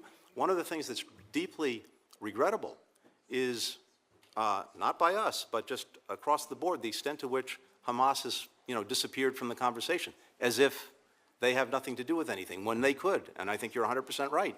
They could end this tomorrow by, yes, giving up, surrendering. We've called for that repeatedly. I wish more countries around the world were doing that. Well, I agree with you 100% on what you just said there, because you're absolutely right. This all ends tomorrow if Hamas surrenders, and then the civilians would be able to get the aid. There wouldn't be any war there. I mean, Hamas is using the civilians as human shields. You told yourself about how they're hiding in hospitals and schools and stuff to fight the Israelis. Hamas is the problem here. Hamas is the one who started this on October 7th when they broke the ceasefire and committed the atrocities. They have to be rooted out. They have to be destroyed. We have to have Israel be successful. What do you think of Sinwar's words when he said that he's already won by this delay? I mean, well, first of all, I haven't seen those words. Second, I would take with more than a grain of salt anything that Mr. Sinwar says about anything. So the fact of the matter is, he is under, and Hamas is under unrelenting pressure. When you're a nihilist, as Sinwar is, it's not entirely clear what effectively will move you. If he believes that there is victory in death, that's a different thing. We can't, we can't necessarily deal with that in the same terms. right. Well, here's the deal. We need to make sure Israel is successful. Hamas started this war. Wars are horrible. This is why you don't start them. But now that it's started, Israel has to be successful. During World War II, we had to go into urban areas to be able to root out the Nazis. Israel must be allowed to be able to root out Hamas. Certainly after October 7th, Hamas said they would continue to commit these atrocities, continue to attack Israel. They cannot be allowed to survive. That's why we need to continue to support Israel. And my concern here is that when you start putting conditions on our allies on how they have to win these conflicts, such as you're also doing in Ukraine with saying, hey, you can't go after long-range Russian stuff, blah, blah, blah. When we start doing that, our allies around the world wonder if these so-called ironclad commitments are going to be ironclad in the future. We've got to support our allies to win, and when we send mixed messages, then our allies start questioning our commitment, and that leads to a more dangerous world, Mr. Secretary. So we've got to continue to support Israel. Please make sure you are doing that and stop strengthening the Hamas's hand by somehow signaling that somehow we are showing any weakness.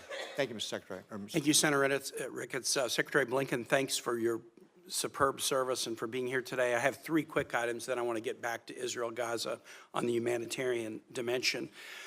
First, I really believe that Congress should lift its hold on the support to the multinational security force in Haiti, and I worry that the refusal to do that is really complicating our maybe small ability to push this in the right direction. If Congress does not release the hold on appropriated funds to fund this security force, what's going to happen?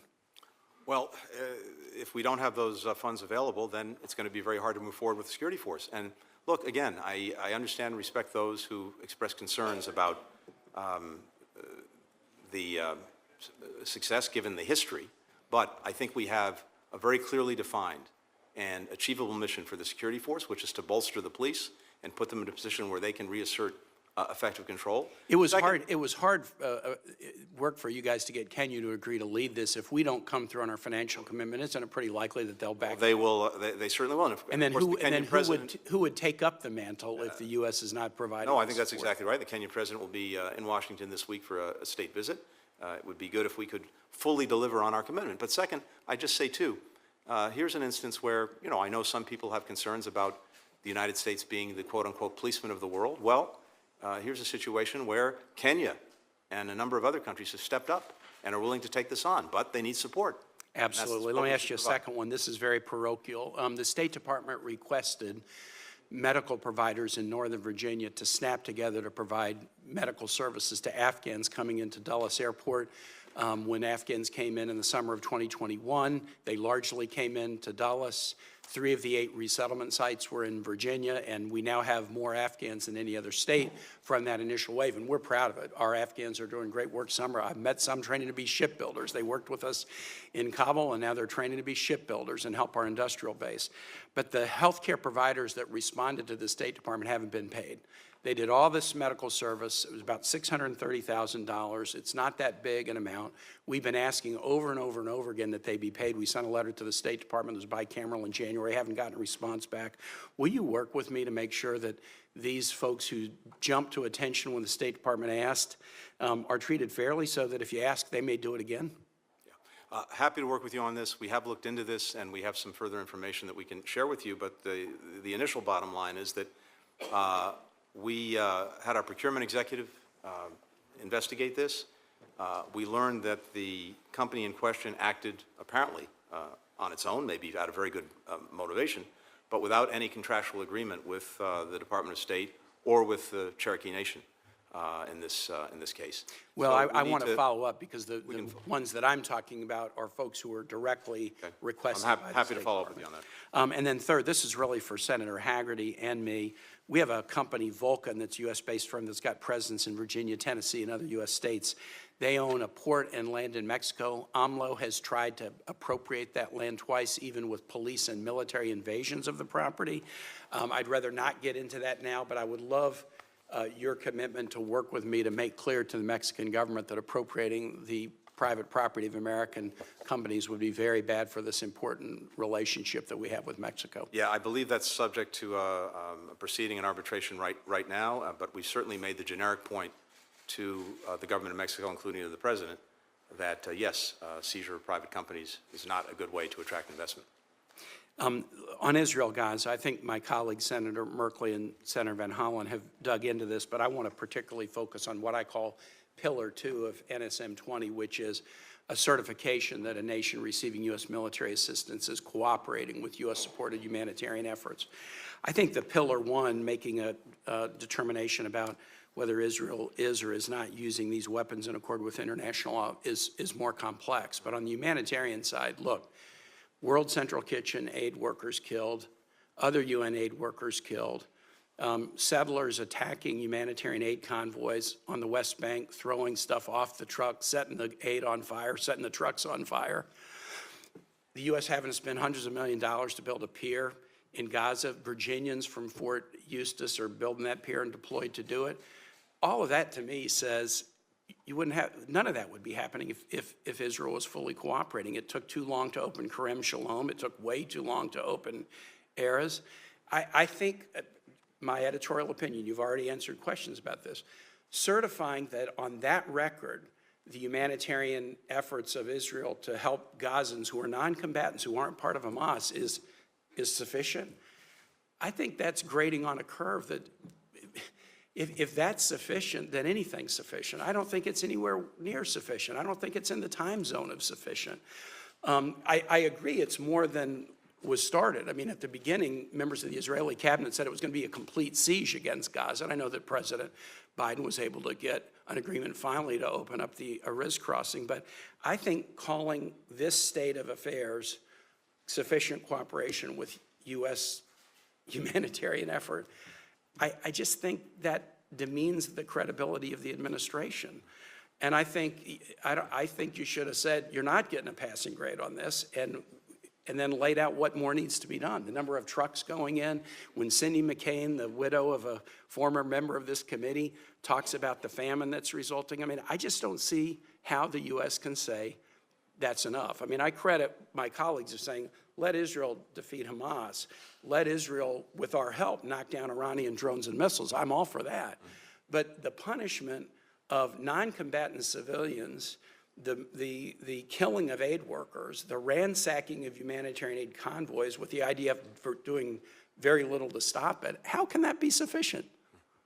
Well, we have, as you know, Senator, from day one, been working on this every single day. And that includes going back to October, getting the initial crossings open, including in October, Rafah, then later Kerem Shalom. In December, 2 months later. In December, yes. So this is Erez in March or April. Erez, crossing 96, the Jordanian route, et cetera.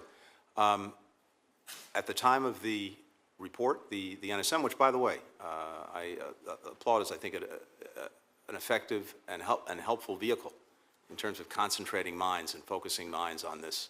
I think we've seen that the assurances that we received in March, the question was, from the time we received those assurances to the time that the report was issued, did we judge them to be credible and reliable when it came to humanitarian assistance? And we saw during that period Israel take overdue but important steps to actually expand significantly the provision of humanitarian assistance. On that statement, I don't disagree. They took steps between March and May, but I think the steps were still and I think the report itself, if you read the report, as I know you did carefully, I think the report lays that out very clearly. Well, I'm gonna call on Senator Scott because he's next, but I just think on the factual record, yeah, improvement since March, yes.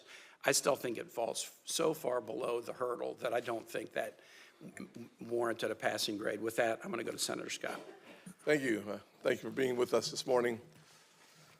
I'll take a very different tack than Senator Kane on our support of our allies. I mean, one of the challenges I see around the country, around the world right now, is that it seems like the world is on fire, in part because of the weakness of our administration, the Biden administration.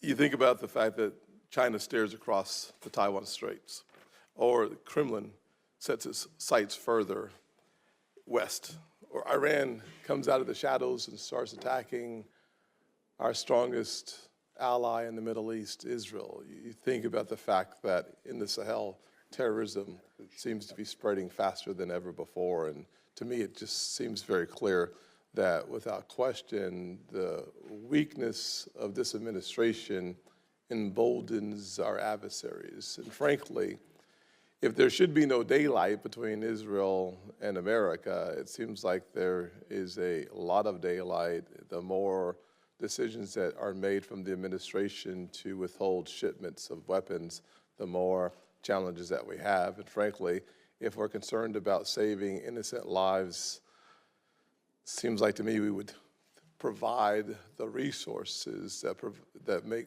dumb bombs smart by having the precision technology that has been held up on tarmacs and, frankly, in shipping the weapons. So I'd like to hear your thoughts on how it is in Israel's best interest and our relationship with Israel and that best interest that we hold back not just the shipments of the weapons, but the very precision technology that's necessary to turn these bombs into clearly better weapons and reduces casualties.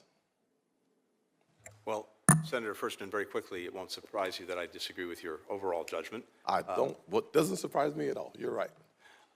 When it comes to China and Taiwan, we brought countries around the world together to stand up for maintaining peace and stability across the Taiwan Strait, to make sure that China does not engage in any unilateral actions that change the status quo, and China is hearing that from country after country, in no small measure because of our own engagement, our own diplomacy. When it comes to Russia and Ukraine, we've rallied. Let's have a little, just a dialogue on that. Here's one of the things I'd say in response to that.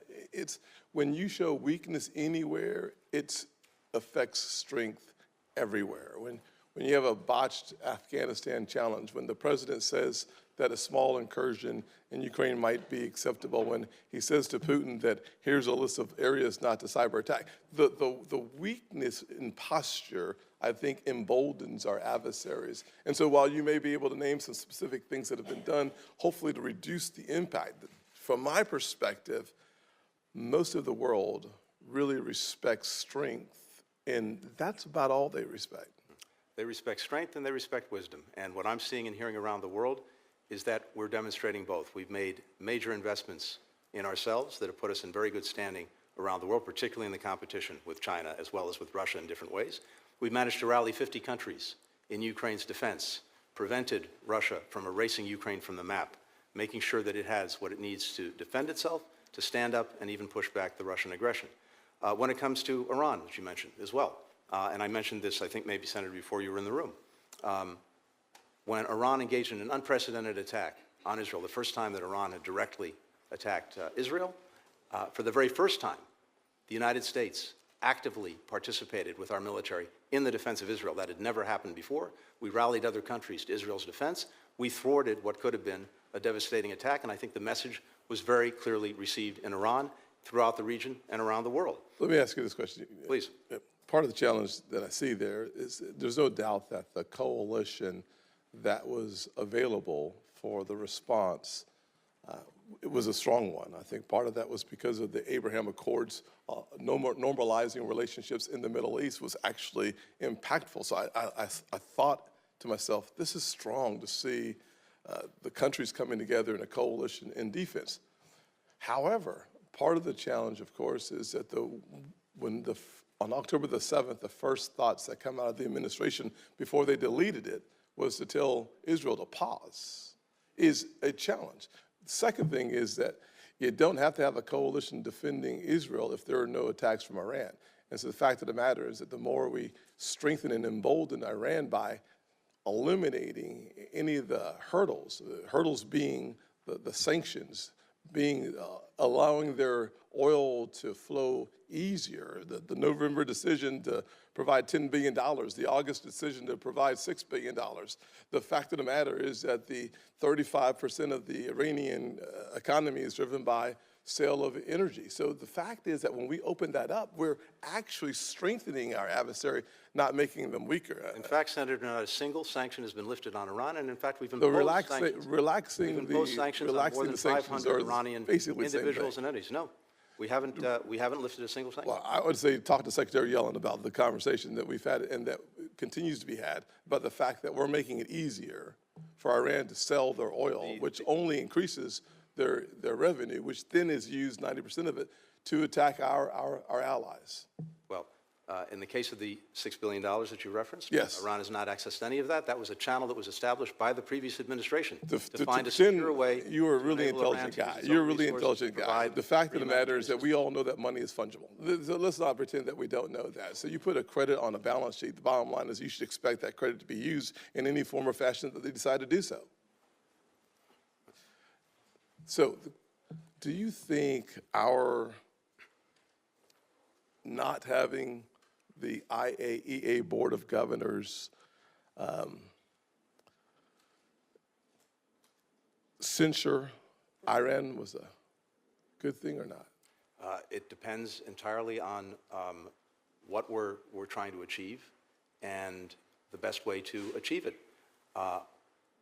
More than unfortunately, one of the worst decisions made was to get out of the Iran nuclear agreement, which had put Iran's nuclear program in a box. Now we're dealing with a situation where the restraints that were imposed on Iran by that agreement gone away, and Iran has been proceeding whole hog toward developing the fissile material that it needs to produce nuclear weapons on very short order. We had breakout time pushed back beyond a year. Breakout time is now 2 to 3 weeks. So one of the critical things is, and we've lost access that we've had, one of the critical things is to make sure that the IEA has The chairman would the access it needs. allow a to verify. response. Absolutely. Thank you very much. And Yeah. whether, and what the most effective way at the IEA is to get the access it has, and also to ensure that Iran is moving back on the steps that it's taken to enrich its material.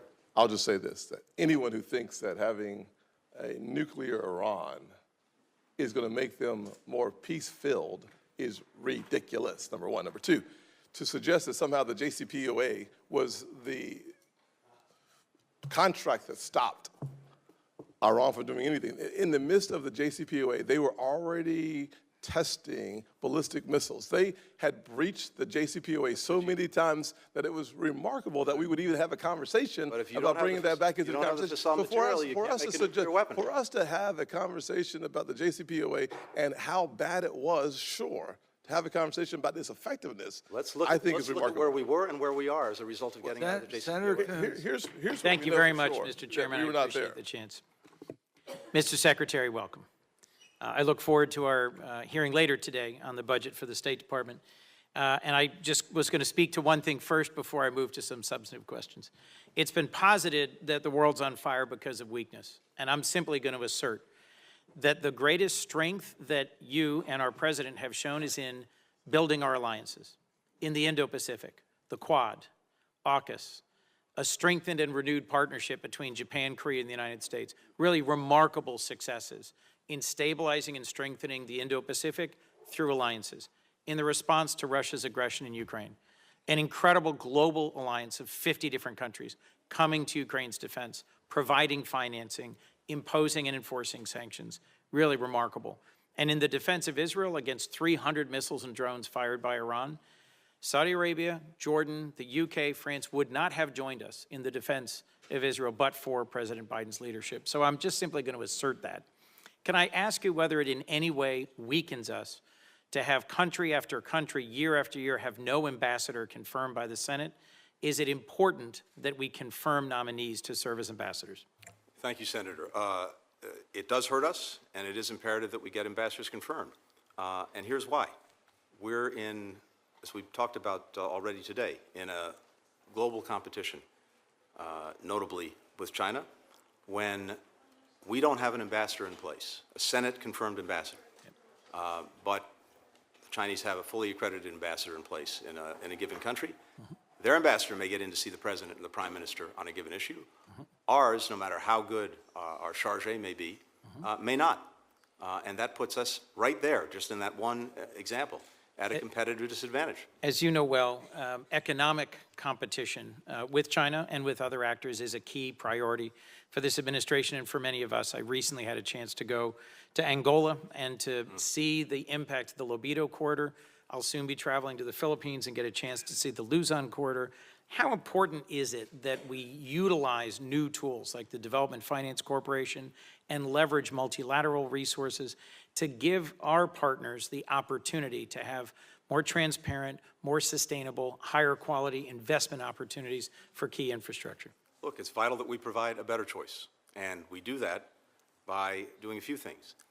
Using all the tools of government to be able to leverage private sector investment, because our comparative advantage is bringing the private sector to these projects. We're never going to outcompete China or anyone else on state dollars, dollar to dollar. That's not how we do things. But we can use these instruments to facilitate the private sector playing the role. And yes, it's to marshal the resources of other countries in a coordinated way so that together we can have a greater impact and have a better offer. Exactly. And we do it in a way that becomes a race to the top, whether it's dealing with corruption, environmental standards, worker rights, making sure countries don't get loaded down with debt. All of those things are part of the offer that we bring to this. And I know that when we're able to make that offer, there's no question the countries around the world prefer to work with us. This week, President Ruto of Kenya is here for an important state visit. He'll have a chance to meet with some congressional leaders, to obviously meet with our president. You are hosting him at the State Department. The U.S. Chamber of Commerce is having, I think, a very positive meeting with the Secretary of Commerce. We have a very talented ambassador there who comes out of the private sector and has applied a lot of her insights and talents. This is just another reminder that we need to show up. We need to have confirmed ambassadors. We need to have robust and innovative financing tools. Kenya has really suffered through massive floods, record drought, and locusts. And one of the things I'm concerned about is food security and how food insecurity leads to instability. Because hungry people move, and hungry people engage in conflict, and hungry people, more than anything, suffer. And as Cindy McCain at the World Food Program and others have recently said publicly, 330 million people globally are food insecure, and something like 800 million people will go to bed tonight. Senator Graham and I have introduced a bill to create the Foundation for Food Security that would use blended finance tools, risk insurance, first loss guarantees to help catalyze programs that many of us worked together for many years, like Feed the Future, to have more of a transformational impact on national agricultural systems. Do you think this is a wise and appropriate investment?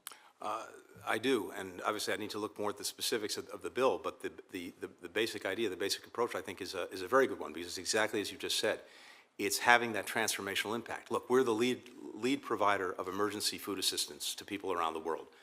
We're overwhelmingly the #1 funder of the World Food Program. We provide about 1/3 of its budget.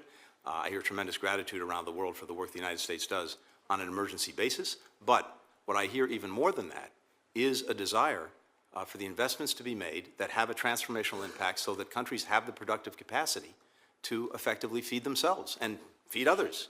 And so I think doing that, bringing public-private together in a focused way can make a big difference. I'll add one very quick thing. Feed the Future that USAID runs is one of the most important programs that we have in the government. It's making a difference in lives around the world.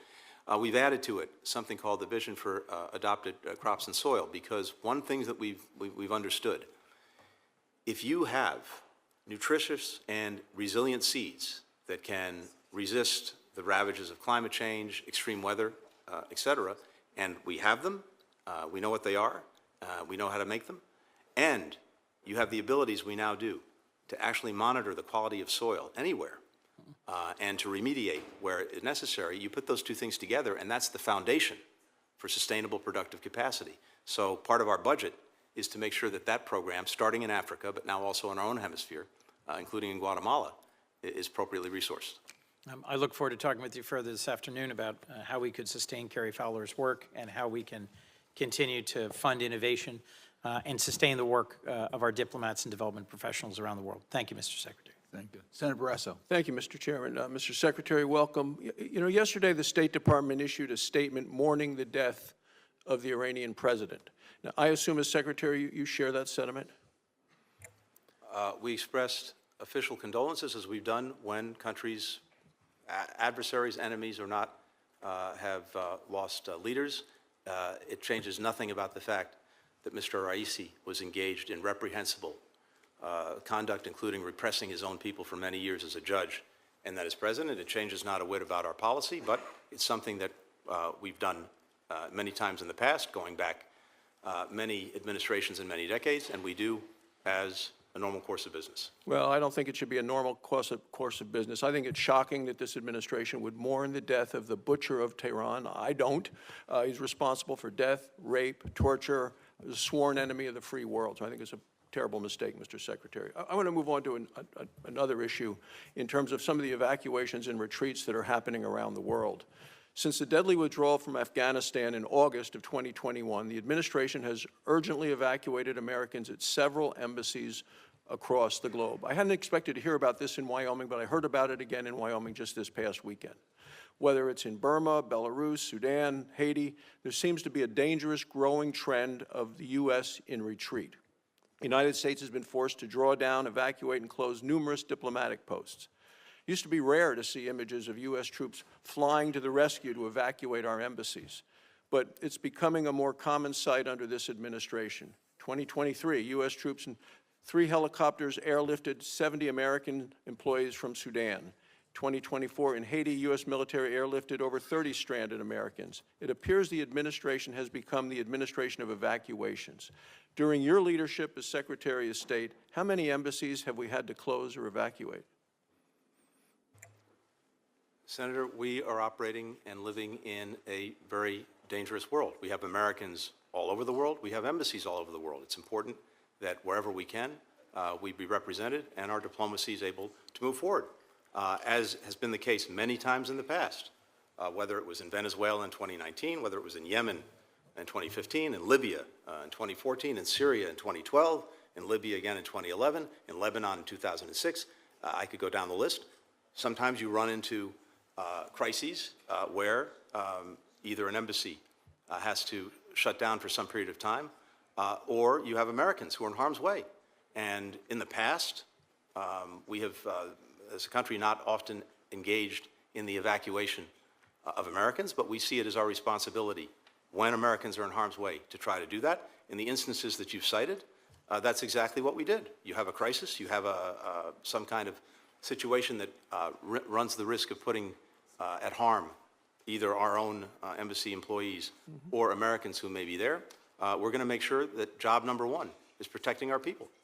Do you see a unifying underlying factor for this terrible trend, and how are you addressing that? I don't. I think each of these situations is distinct.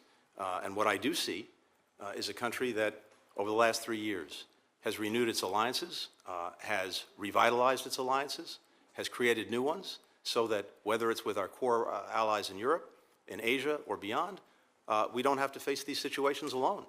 And I see American leadership that has brought these alliances and partnerships together in ways that were not the case in recent history. And that is a great source of strength for us as we have to deal with a very challenging world. So the administration is following the withdrawal from Afghanistan, left behind weapons, ammunition, and equipment that ultimately armed the Taliban. Now we've announced a withdrawal from Niger. State Department efforts to reestablish relations and engage in diplomacy there have failed. The government there is demanding that we leave. Our nation is withdrawing 1,000 troops from 2 air bases where we conducted important counterterrorism missions for decades. Media reports already indicate that Russian troops have already been deployed to these air bases where American soldiers are located. Do you know how much American taxpayer money has the United States spent on building these bases and training the military there? We've seen, as you know, Senator, in the case of Niger, a coup that took place. We sought to find a mutually acceptable way to keep our forces there so that they could pursue the counterterrorism mission that they were engaged in. We couldn't reach such an agreement with the current government in Niger, and so we are, pursuant to conversations with them, pulling back our forces. If they're not wanted there, then they won't be there. We will make, as we have, other arrangements in other places to make sure that we can conduct the necessary missions to ensure our security. Do you not see risk, though, of the American taxpayer-funded bases ultimately ending up in the hands of the Russians? And now we're seeing the Russia's, Wagner mercenary group providing military training and support, Burkina Faso, Mali, and in addition to where you mentioned. How are we countering Russia's newly created foothold in Africa? Well, there's 2 things. One, of course, is the military element to this, and of course I defer to the Pentagon on the specifics of that, including what they pull out as any forces leave. But second, I think we know that unless you have a comprehensive approach that works to try to shore up these countries economically, democratically, socially, the military piece is necessary, but it's insufficient. And we have, thanks to the work of Congress, in countries adjacent to the Sahel, the Global Fragility Act, which gives us 10-year plans to help countries get on their feet in a sustainable way. And that creates partnerships that allow us to sustain, as necessary, a military presence. But you have very fragile countries in the Sahel, and yes, there have been a series of non-democratic transitions or coups in these countries, and that's simply a fact of life. Now, I believe that we can bring much more to the table than the Russians can, for example. And when countries experience what the Russians bring to the table in terms of the exploitation of their resources, the brutalization of their people, actually more violence and more extremism, more terrorism, they tend to change their minds and have a different perspective on this. It's unfortunate that some countries have to find out the hard way that is not the recipe to their security or their success. Well, thank you. I would add that once they find out the hard way, it may be very difficult for them to extract themselves from the domination of the Russians and come back to us. Thank you, Mr. Chairman. Senator Booker. Thank you very much, Mr. Chairman. Mr. Secretary, thank you very much for being with us today. I've appreciated your commentary on everything from the situation in Gaza to the situation in Haiti. I want to pick up where Senator Barrasso did on issues regarding Africa. You know, I've been traveling across the continent, and the thing that always affects me is the enormity of the potential. And I know we're dealing with the crises of today. The truth of the matter is, by 2050, as you know, 1 out of every 4 human beings on the planet will be on the African continent. 1 out of every 3 working age humans will be on the African continent. It is a continent with vast resources, vast human potential, and it is, in many ways, the investments we make today will help to deal with a lot of the challenges when it comes to democracy and, unfortunately, the global competition with countries like China and Russia that do not share the world order's rules, clearly. And I was appreciating what you said to the senator about what it is to how we're trying to deal with the democratic threats. Obviously, the backsliding in Burkina Faso, in Niger, in Mali, all in the Sahel region has me very, very concerned. And seeing the challenges that are now in Togo, Benin, Ghana, in the north of those countries, including Nigeria, it's very sobering to me when it comes to the challenges of democracy. I was very affirmed by your fiscal year 2025 budget request that includes $411 million for democracy, rights, and governance programs in Africa. It's a sizable increase from the $284 million allocated in fiscal year 2023. Could you just talk a little bit to how the administration is adjusting regional assistance programs and priorities in response to the democratic backsliding that I've discussed and clearly others? Thank you very much. And look, exactly as you've said, Senator, and as I know you've been deeply engaged on, we see the extraordinary positive potential in Africa, not just the challenges of the moment. And for us, when we have a continent that's going to have 1 out of every 4 people on Earth on that continent, when we see the fastest growing populations on Earth, before COVID, actually, the fastest growing economies, as you know, we want to make sure that we are supporting that positive evolution, and particularly making sure that young people with growing populations have positive outlets and positive opportunities. But you're right, we also see this democratic backsliding, particularly in the Sahel, and that's where we've had these recent coups. So we have to be, and our budget reflects this, committed to longer-term stability, opportunity, human development, making the investments in health, in education, in economic empowerment, in democratic governance in these countries. We're working to do that.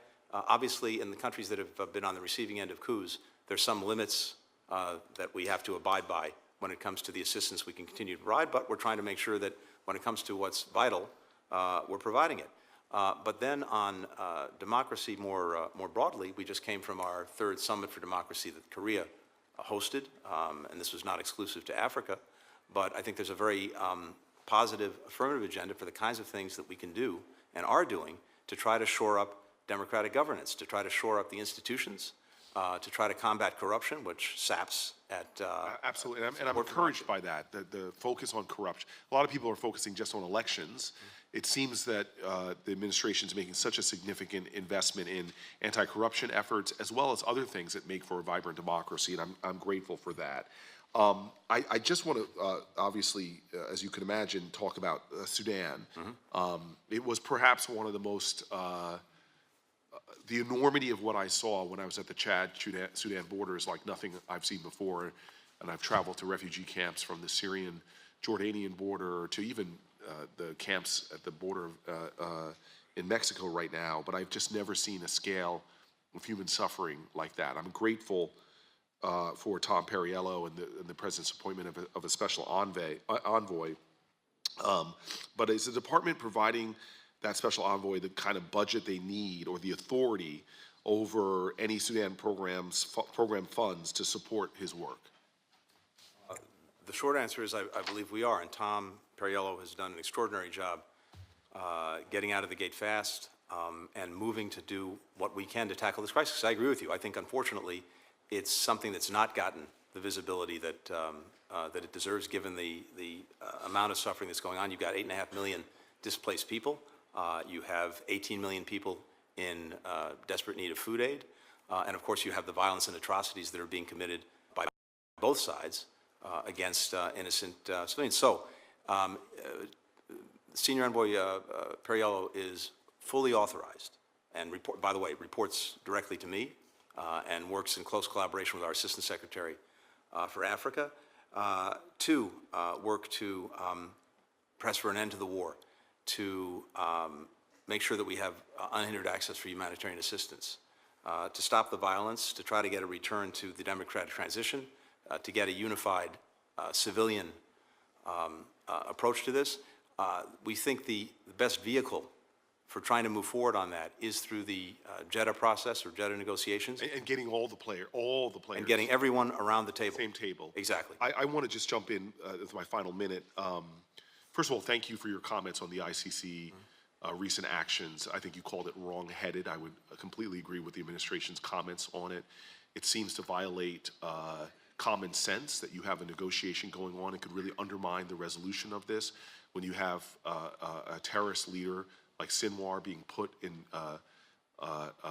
it's sort of equating them to a leader of a duly elected leader who actually has regular elections. But more importantly, we know that Sinwar is doing everything he can to isolate Israel, to put themselves on the same footing.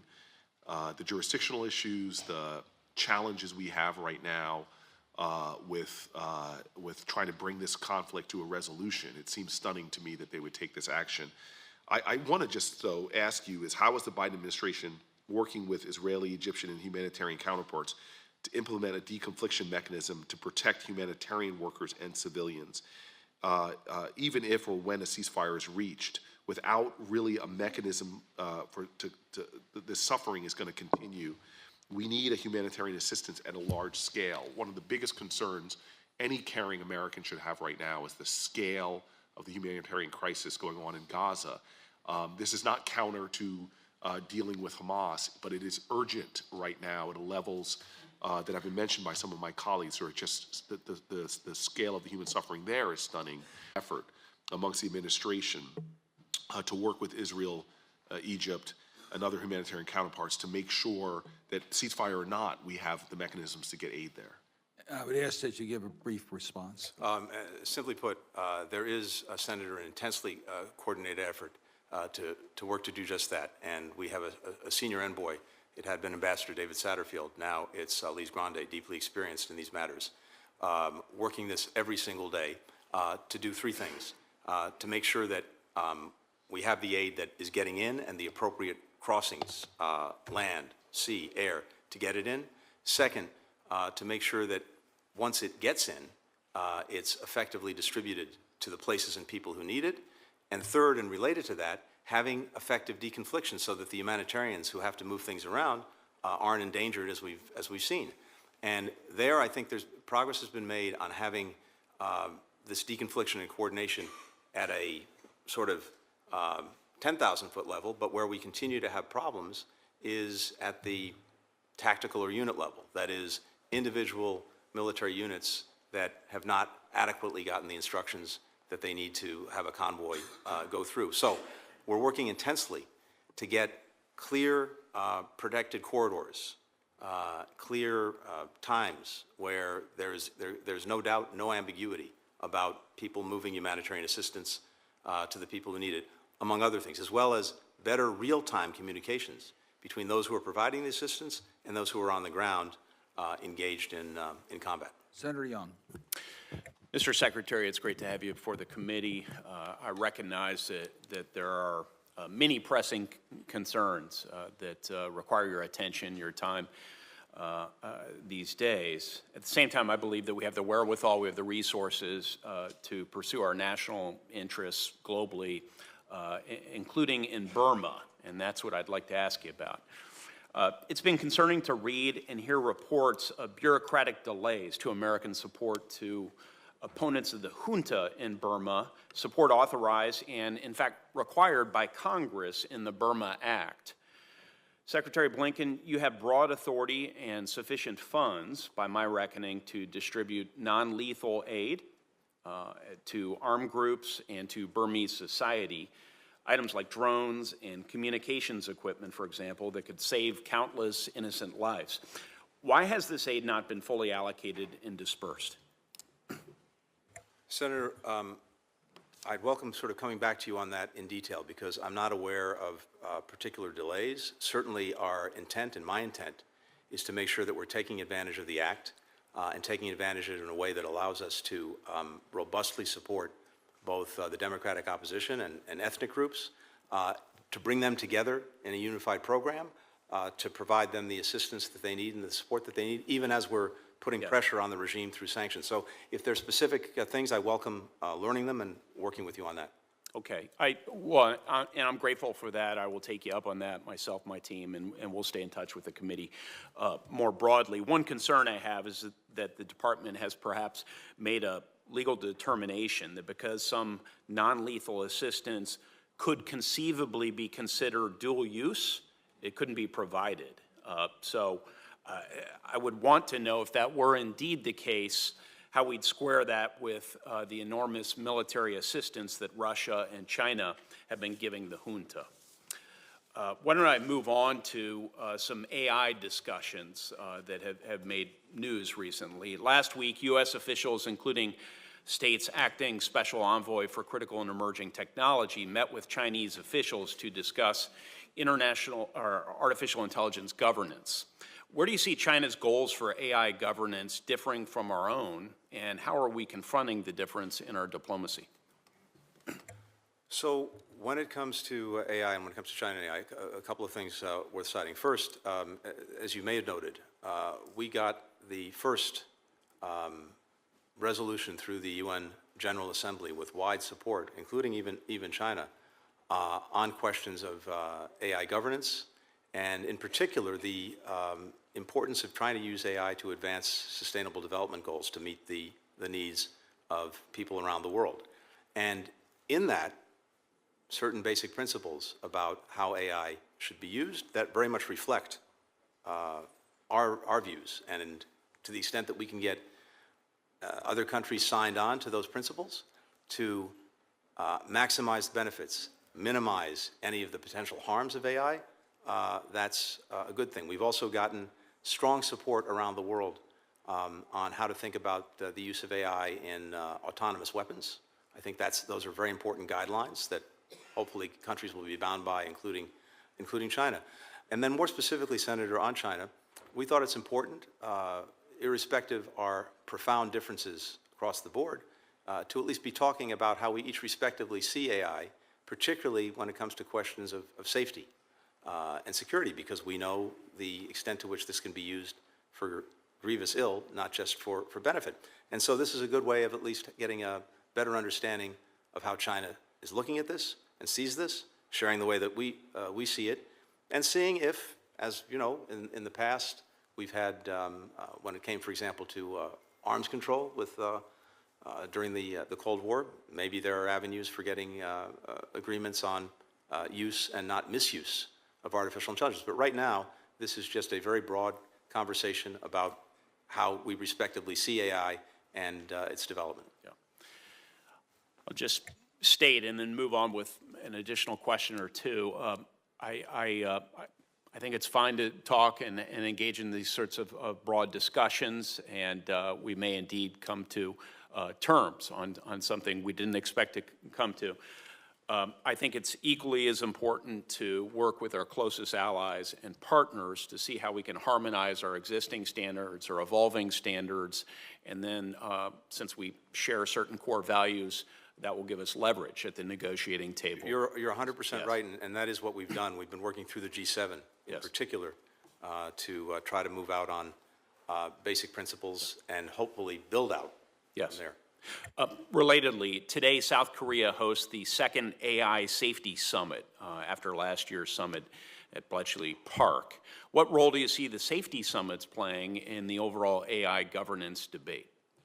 Look, I think these summits can help establish norms, rules, understandings when it comes to safety that could prove invaluable. The more we can develop a consensus around what these norms and standards and rules should be, the more we or like-minded countries are in the driver's seat, the more effective we're going to be in making sure that AI is used for good and we minimize its use for bad. And for those who are watching, trying to get clarity on the division of labor within our own government on this topic, what is the diplomatic role that you see the department taking in consultation with Commerce following Secretary Raimondo's announcement of an international network of AI safety institutes? We're working in very close coordination with Commerce on this, and we both have leadership roles to play, and we've organized our department accordingly. And as you know, and I appreciate supported, we established for the first time a bureau in the department for cyber and digital policy, as well as having an envoy for emerging technology.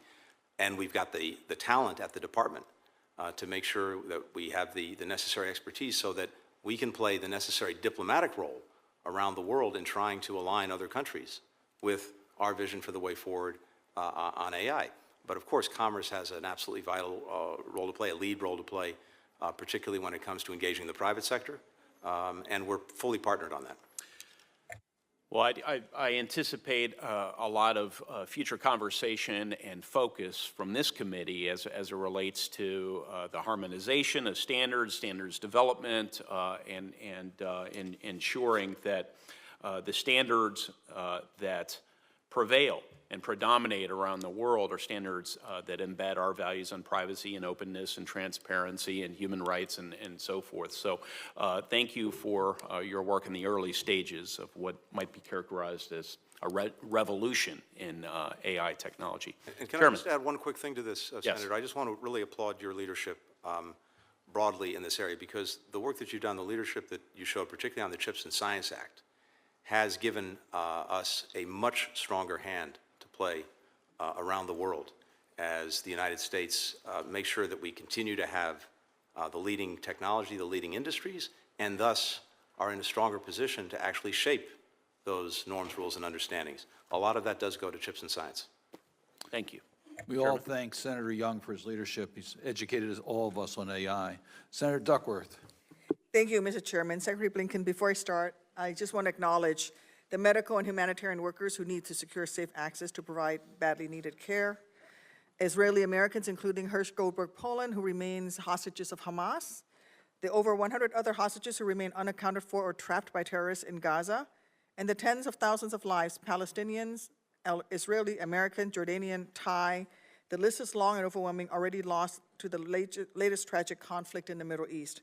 My staff and I have relied heavily on the department's close support and collaboration to advocate for Illinoisans and others in Gaza, and I expect we'll need to continue to work closely together to provide assistance and ensure oversight and accountability of the situation. So I want to express my appreciation for all of the department staff for working around the clock with me and my team. My first question has to do with ASEAN. It goes to something we've discussed here last year, the need for sustained, strong investments in our relationships with allies and partners in Southeast Asia. And I applaud the elevation of the U.S.-ASEAN relationship to a comprehensive strategic partnership last year and the increases in resources for the U.S. mission to ASEAN. But as I said at the opening of the new U.S.-ASEAN Center in December, China continues to increase its engagement and gain in popularity in the region, and there is so much more that we can do. And that includes showing up. High-level participation at ASEAN summits and ministerial meetings is no longer a nice-to-have option. It's a must-do. I'm still hearing about Indonesia's deep disappointment over last year's ASEAN summit, and I'm sure you are as well. In this chair year for Laos, are we doing enough to support Embassy Vientiane and through them the host government in carrying out successful ASEAN meetings? And can you commit to high-level participation in the upcoming ministerial and ASEAN summit? Thank you very much, Senator. And I fully agree with you, and I believe the answers to both questions are yes and yes.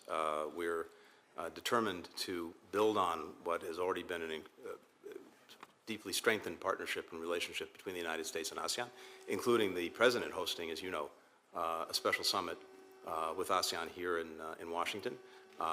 My own engagement with ASEAN, and going forward, our support both for Laos as it's in the chair, to do what we can to help it succeed in its chairmanship, and also, yes, be present. Thank you.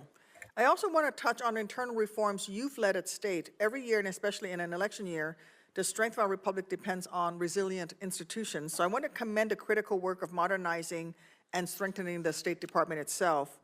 Important progress has been made, but when it comes to physical accessibility at department facilities, it's been my experience that there is still a lot of work to do. The lack of basic accommodations like ramps and working buttons to open heavy security doors are still serious obstacles to the full participation of persons with disabilities, whether they're employees who need accommodations for themselves or for family members who would join them abroad, or our counterparts and guests. So in last year's state authorization, I included a requirement for the Bureau of Overseas Buildings Operations to report on accessibility at overseas diplomatic missions and estimate the cost of making our facilities usable by persons with disabilities. Will that report be delivered on time next month? And do you have any insight into what has been learned through the assessment so far? And can you speak more broadly to what the department is doing to ensure employees receive the accommodations they need when they need them through a streamlined and common sense process? In short, Senator, I'm committed to that. We're committed to that. I want to come back to you on the timing of the report to make sure that it's on time, or if it's not, why not? So I'll come back to you on that. We have a request for an additional $11.5 million in the budget for bolstering accessibility in the department and in our facilities. It's something that I take very seriously, and of course, there is physical accessibility, which is critical. We're also doubling down on efforts with technology to make sure that we have the right technology in the right hands. I think we've made real progress on that, but as always, more can and should be done. Thank you. Mr. Secretary, staffing and retention continue to be challenges, so I'd like to use the rest of my time to speak in more detail about that, including what you've done to address the perennial challenge of employment for foreign service employees. Last year, late last year, I helped introduce the Readiness Act to support federal employees who are relocating to join their spouse on an official assignment. It would require federal government agencies to make the maximum effort to retain them by simply allowing telework or transfer, or as a last resort, a period of leave without pay status. Would you say that current policies at state support this type of common sense flexibility so that a civil servant isn't needlessly faced with the choice of either stay with their family on an overseas deployment when the spouse is being sent to represent our nation overseas, or keep their job and continue their public service career? We're very much working in that direction, and I think we've made progress. Again, still more to do. We also have the Family Service, the Foreign Service Families Act, excuse me, that we're working to implement to create greater flexibilities, greater opportunities for family members. We have more and more people who are now serving as eligible family members. We have greater flexibilities for people to make sure that they are able to continue their employment as a spouse or partner when they're overseas, and I think that's part of an ongoing effort to improve those opportunities and to support families, because we know that if we want to not only attract but retain the best people in the department, we have to make sure that we're also providing the support they need for their families. Otherwise, they'll do something else, go somewhere else. Thank you. Can you speak to the importance of being able to pay competitive rates to local nationals who work at embassies? I've heard this at many of our embassies as I've traveled, and it's not limited to a particular region. I heard it in Europe, I've heard it in Asia, where it is often very hard to maintain quality local staff because they can't be paid at a rate that is competitive, and even though they want to stay with us and they're very loyal. Can you speak to the challenges in your budget? Yes, that's correct, and I think it's important to start with this. Literally the heart of our enterprise, the State Department, are locally employed staff. About 2/3 of the State Department employees are locally engaged staff. Our embassies can't function without them. And not only do they fill vital functions in the embassies, they're also the most extraordinary connectivity between our embassies and the countries in which we're engaged. In so many countries, the local staff has borne the brunt of global inflation and trying to keep pace with that in countries around the world that are not doing as well as the United States has been a challenge. And you're right, it's in many regions. It's not in any one place. We've taken steps to address this. First, for a number of people, to try to deal with the impact of that, and then just coming out of COVID, which was so devastating for so many, one-time increases in their compensation. Second, we've looked at the way we assess compensation, and we've tried to bring in more criteria so that we better take into account what the actual cost of living is in a given country, not simply a sort of equation to someone in a similarly situated job. So that's now coming into effect. We have worked to budget in, including in this budget, a guaranteed 2% increase every year so people can see that they will have sustained support. And of course, there are other one-time measures that we're looking at to help people. But the bottom line is we have to do this. We need to do this if we're going to sustain our missions, and the budget reflects that. Thank you. Thank you, Mr. Chairman. Senator Cruz. Thank you, Mr. Chairman. Senator. Mr. Secretary, you have presided over the worst foreign policy disaster of modern times. When Joe Biden became president, he inherited peace and prosperity in the world. We now have two simultaneous wars waging, the worst war in Europe since World War II and the worst war in the Middle East in 50 years. Both, I believe, were caused by this administration's consistent weakness.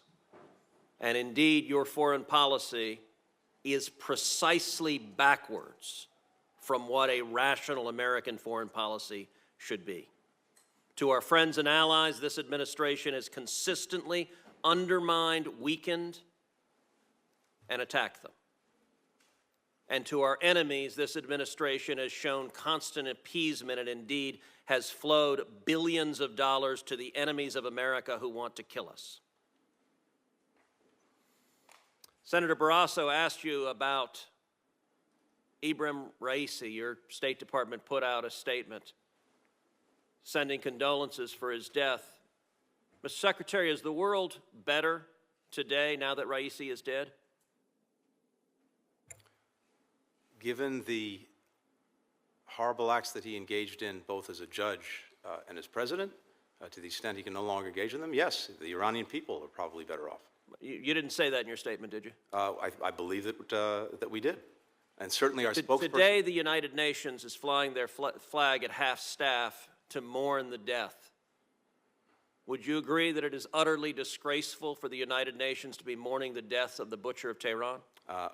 We're certainly not mourning his death. As I said, we expressed... Would you agree it's disgraceful for the UN to be? I'll look at what they've done. We certainly would not do that. What they've done is flown the flag at half-staff.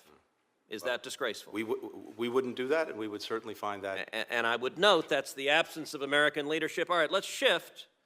The Washington Post on May 11th wrote an article. I'm going to read the opening paragraph. The Biden administration, working urgently to stave off a full-scale Israeli invasion of Rafah, is offering Israel valuable assistance in an effort to persuade it to hold back, including sensitive intelligence to help the Israeli military pinpoint the location of Hamas leaders and find the group's hidden tunnels, according to 4 people familiar with the U.S. offers. Is that paragraph accurate? Exactly the opposite. First of all, no one has done more to defend Israel than Joe Biden. Is that paragraph accurate? Let me finish, if I may, please. He was there right after. I'm not interested in a campaign speech. I have limited time. Is the paragraph in the Washington Post accurate? As you read it, no. To the contrary, we're providing everything we possibly can to Israel to help them find. So the 4 sources that briefed the Post, and by the way, briefed multiple other media outlets, they were lying? Absolutely. So, all right, so that, did the administration offer to provide the locations of senior Hamas leaders to Israel if they didn't invade Rafah? That's, again, totally misleading and wrong. Here's what we've said, and here's what we're doing. We have said that there is a better way to deal with the challenge that... I'm not interested in the speech. If you don't want to hear my answer... Did you offer the location of senior Hamas officials if they didn't invade Rafah? That's a yes or no. If we had the locations, of course we'd provide them, irrespective. So this statement, you're saying the Post got it totally wrong, it is utterly false, and anyone who said to the contrary was lying and perjuring themselves if they were under oath? That statement is incorrect. We have done and will continue to do everything we can to, if we can do it, develop the information and share the information. I wish we had it. Does the administration have intelligence on the locations of Hamas officials that you have not shared with Israel? No. Does the administration have the locations of Hamas terror tunnels that you have not shared with Israel? No. Okay, so then your position is that this story is an utter and complete lie. As you've read it to me, Senator, it's not. It is not accurate. And we're not interested in playing word games. I've asked you very directly. I have so not. You're saying there's not a single Hamas leader that you know about that you or the administration has offered will tell you where they are if you don't invade Rafah. That is correct. What have you offered them not to invade Rafah?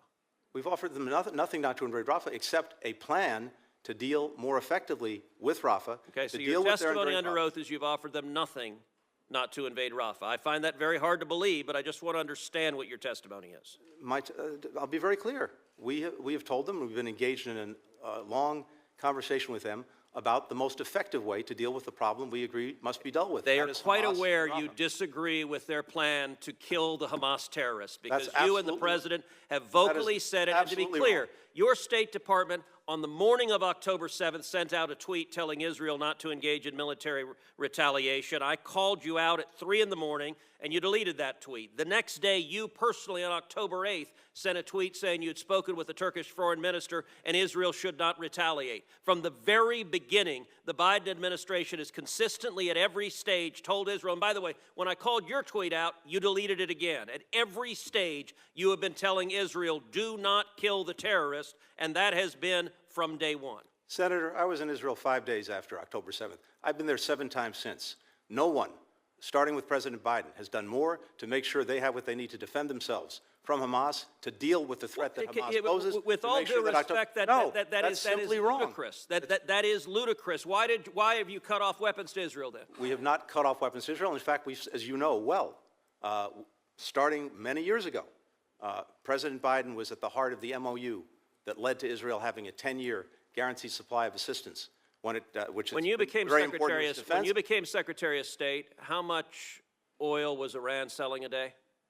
I'll have to come back to you on any numbers. I don't have the numbers. You don't know. It doesn't surprise me you don't know. It was about 300,000. How much oil is Iran selling today? We've applied sanctions against more than 200 entities that are engaged in petrochemicals. How much oil? You can tell me. I'm sure. Don't filibuster. You know. I'm not filibustering. How much oil are they selling today? Do you know? You tell me. Apparently you don't know. So you don't know how much they were selling. It was 300,000. Today they're selling about 2 million barrels a day. Let me ask you. And given the sanctions, given the export controls, given the other controls we put on, the cost of doing that, the evasion that they have to engage in, which we're trying to cut They've off, made about $80 billion. Let me ask you another question. I'm running out of time, so I'm not interested in speeches. Let me ask you this. How many Ghost Fleet ships did Iran have in November 2020? We have sanctioned more than 200 It's a question. of those. I'm not. How many did they have? The total number, I can't tell you what it had in 2021. I'll come back to you with that, but we have. The number was about 70. Yeah, how many did they have today? We blocked about 50 of them. Okay, let's see how effective you are. How many do they have today? As I said, we blocked about 50 of them. How many do they have today? You tell me, I'm sure you. They have about over 400. Look, this administration desperately wants a new Iran deal. You have been showering cash on Iran from day one. And understand, the $6 billion you were asked about is the tip of the iceberg.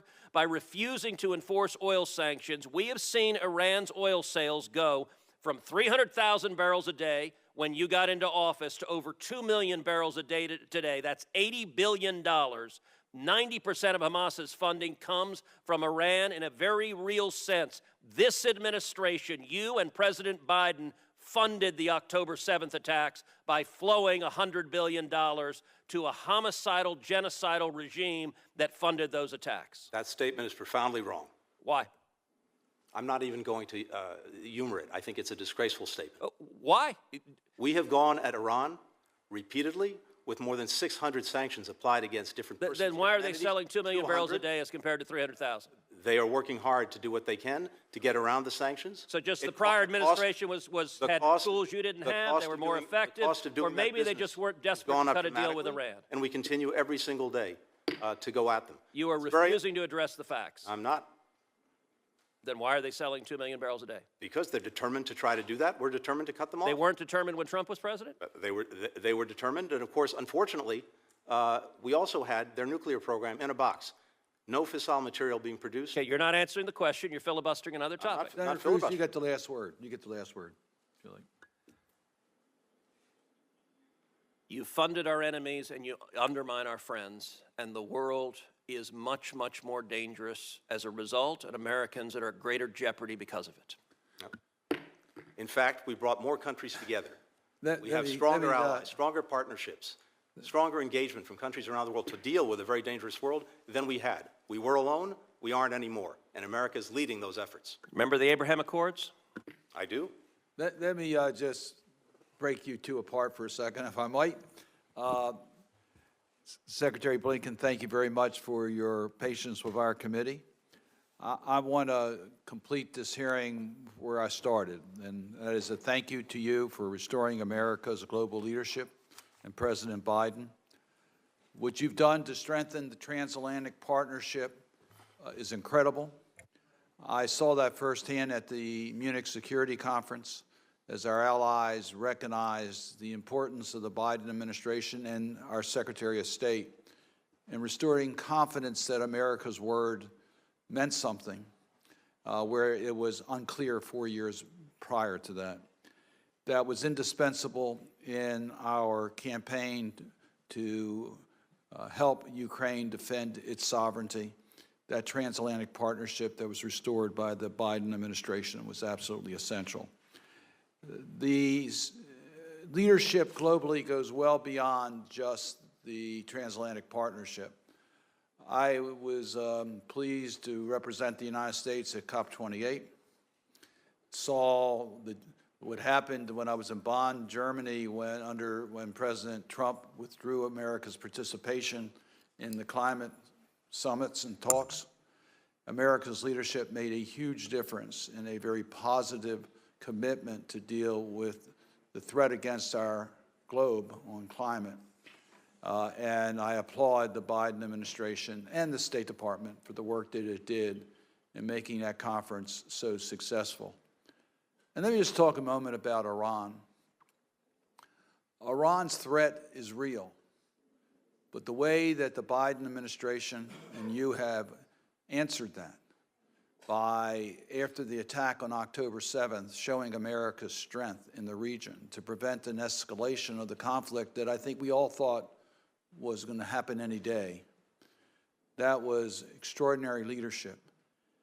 And as you pointed out in this hearing, and I just really want to underscore that, your challenges to contain Iran was made so much more difficult by the withdrawal from the nuclear agreement, where we lost our eyes on the ground to see what was going on in Iran and limits on Iranian enrichment.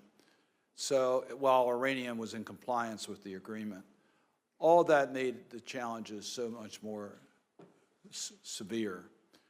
But I think you're right on the right path for Israel that recognizes that, yes, there is no future for Israel or the Palestinians with Hamas, and we have facilitated working with Israel to make sure that threat is eliminated. But the security for Israel will not be solved on the battlefield. The only way there's going to be lasting peace in the Middle East if there is a genuine path forward for the Palestinians and Israelis to live side by side in peace, recognizing each other's security. And that means moving forward with normalization so that we can get the normalization of the countries in the region. And by the way, you showed, as you pointed out in April, that the security against the Iranian threat can be much more effective with the partnerships in the region working with Israel than just the military response to Iranian terrorist-supported actions. So I just really want to go on record to thank you for your extraordinary service to our country and to applaud the Biden administration for restoring America's leadership. That certainly worked in our national security interests and has made such a valuable contribution to so many countries that need America's support in order to defend against attacks to their own democratic institutions, and your service has made a huge difference in that regard. Mr. Chairman, can I just say, first of all, I'm grateful for those words, but as might be said, right back at you. I'm not sure if I'll have the opportunity to appear before this committee for the pendency of this Congress, but I just want to say that your chairmanship of the committee, your leadership of the committee, but even beyond that, your leadership in Congress and as a senator has been both exemplary and exceptional. Exemplary in making sure that our values, to the best of our ability, remain at the heart of our foreign policy and our engagement around the world. But also in helping to provide some of the most critical tools that we have to actually ensure that can happen. And I deeply appreciate the collaboration we've had as you've been chairman and I've been in this role. You are an immense credit, not only to this institution, but to the country that we both love. And I thank you. Well, thank you. I started my career in the Senate being helped by you, and we'll continue to work together to my last year in the United States Senate, so thank you very much. The record of the committee will remain open till the close of business on Thursday. For questions that may be submitted, we would ask that you would try to get those responses back as quickly as possible. And with that, the hearing will be adjourned.